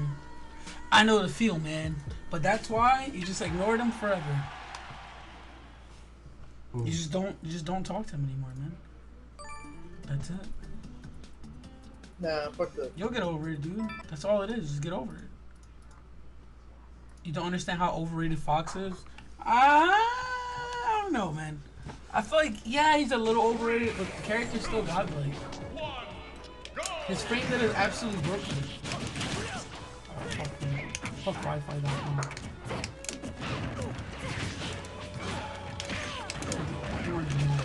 Alright, he's dead. Good shit. Never mind. Thank you.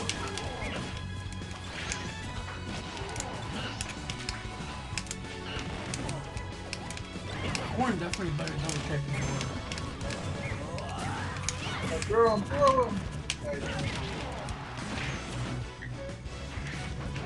Got him. Save me, what the fuck? Oh shit, I'm dead. I got him. Watch it. Alright, nice slide with him. See, in this matchup, we just jumped in.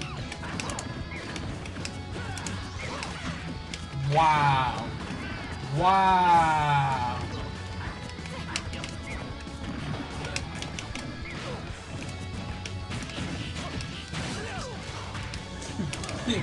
Who in that lag switch?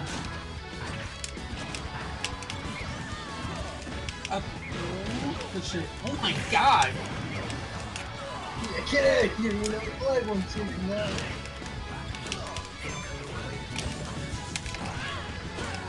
Good thing I had my... That you! Good thing I had my... Wow! No, me, I was trying to combo you, and then you like just to get out of the combo. He's getting soft.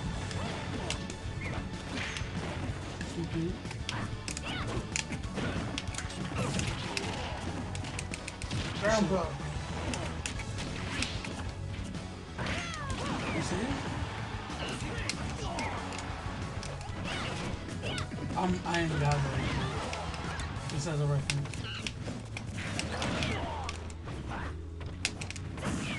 Just as a reference. Wow. Are you serious? I got the wrong button! Why did Peanut come out? Hey. I knew it. I fucking knew it. Oh wait, what? What? Hey. We're gonna lose now. We're not gonna lose. You got this one. I have no jump. It's up to you. He ain't gonna be able to beat your card. If Steamy goes lose to my cloud, bro, Steamy goes lose to my cloud, you got this, bro. SD card is dropped. Oh my god. Oh! Charge limit! What are you doing? Up there! What are you doing? Oh, why are you scared? Oh, let's go! Alright, I'm never getting you that fucking SD card. Give me that. Boy! Bro, you owe me an SD card. I don't owe you shit now. You do. We're brothers.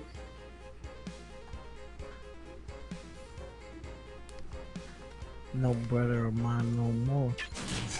Wow. At Kaza Ohio, anything interesting?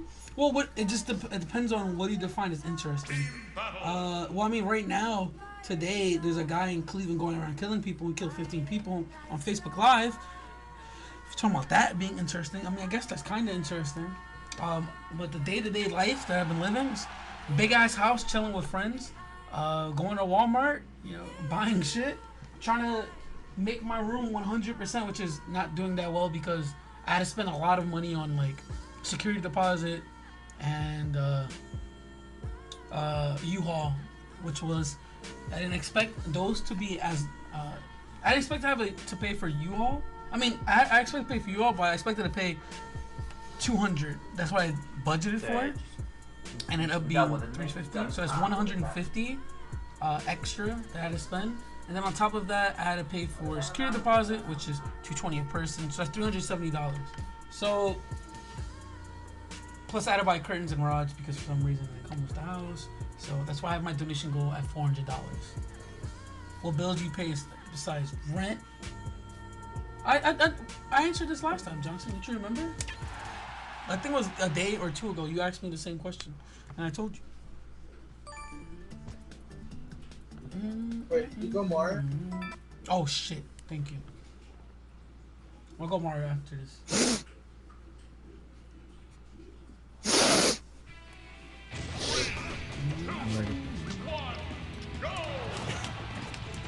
Nah, it's all good, Johnson. Before I had like a deja vu moment. Yeah, I wish I was Mario. You know, fucking like, this shit is free. Nice lag switch. It must be that Ohio internet. Yeah, okay. I'm the only person using my internet.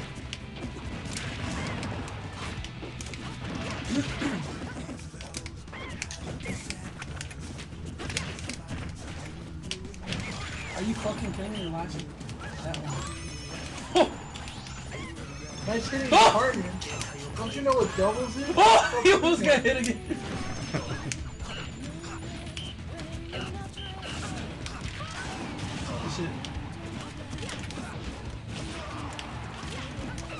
Oh god damn it, Hank. It was either I get hit or you. And I chose me. Like a normal human being. I see you getting beat up by the guy. Oh Alright, shit. thanks. It was. Shut up. I ain't believing it. Oh. Holy fuck. You had finishing touches there. That up smash. 是说如果跟着买的话是吗？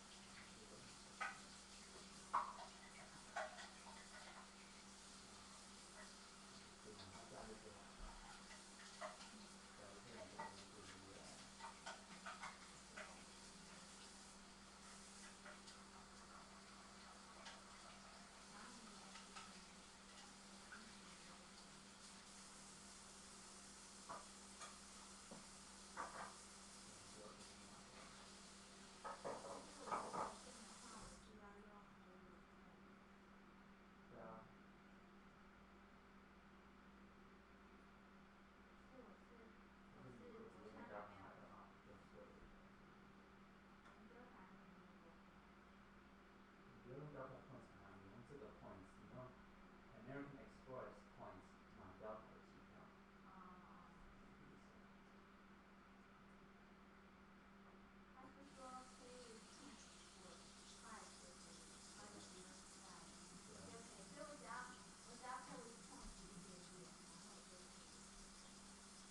那你只能拿对啊，当然啦。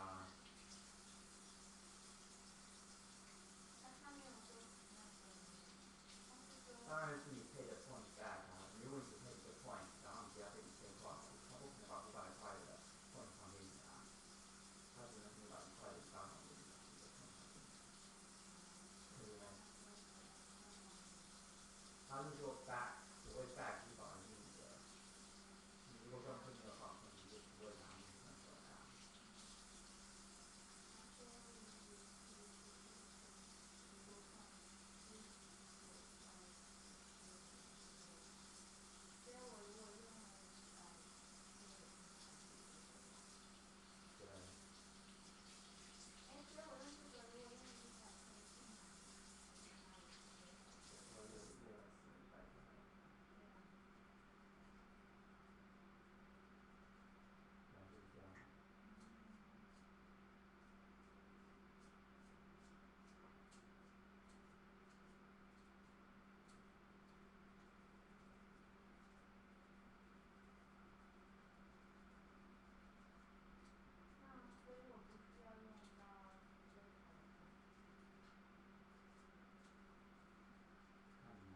Delta 的 points 你用在 Delta 是，你用 Delta 的 points 比较好，比用 American Express 的 points 好，因为 Delta 的 points 不用在 Delta 就没有用了，对不对？American Express 的 points 还停留在别的东西上。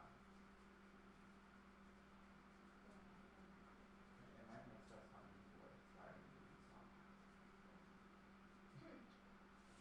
所以它这样子，这样啦，跟你讲，你用你 Delta 的 points 嘛，对不对？然后呢，剩下不足的你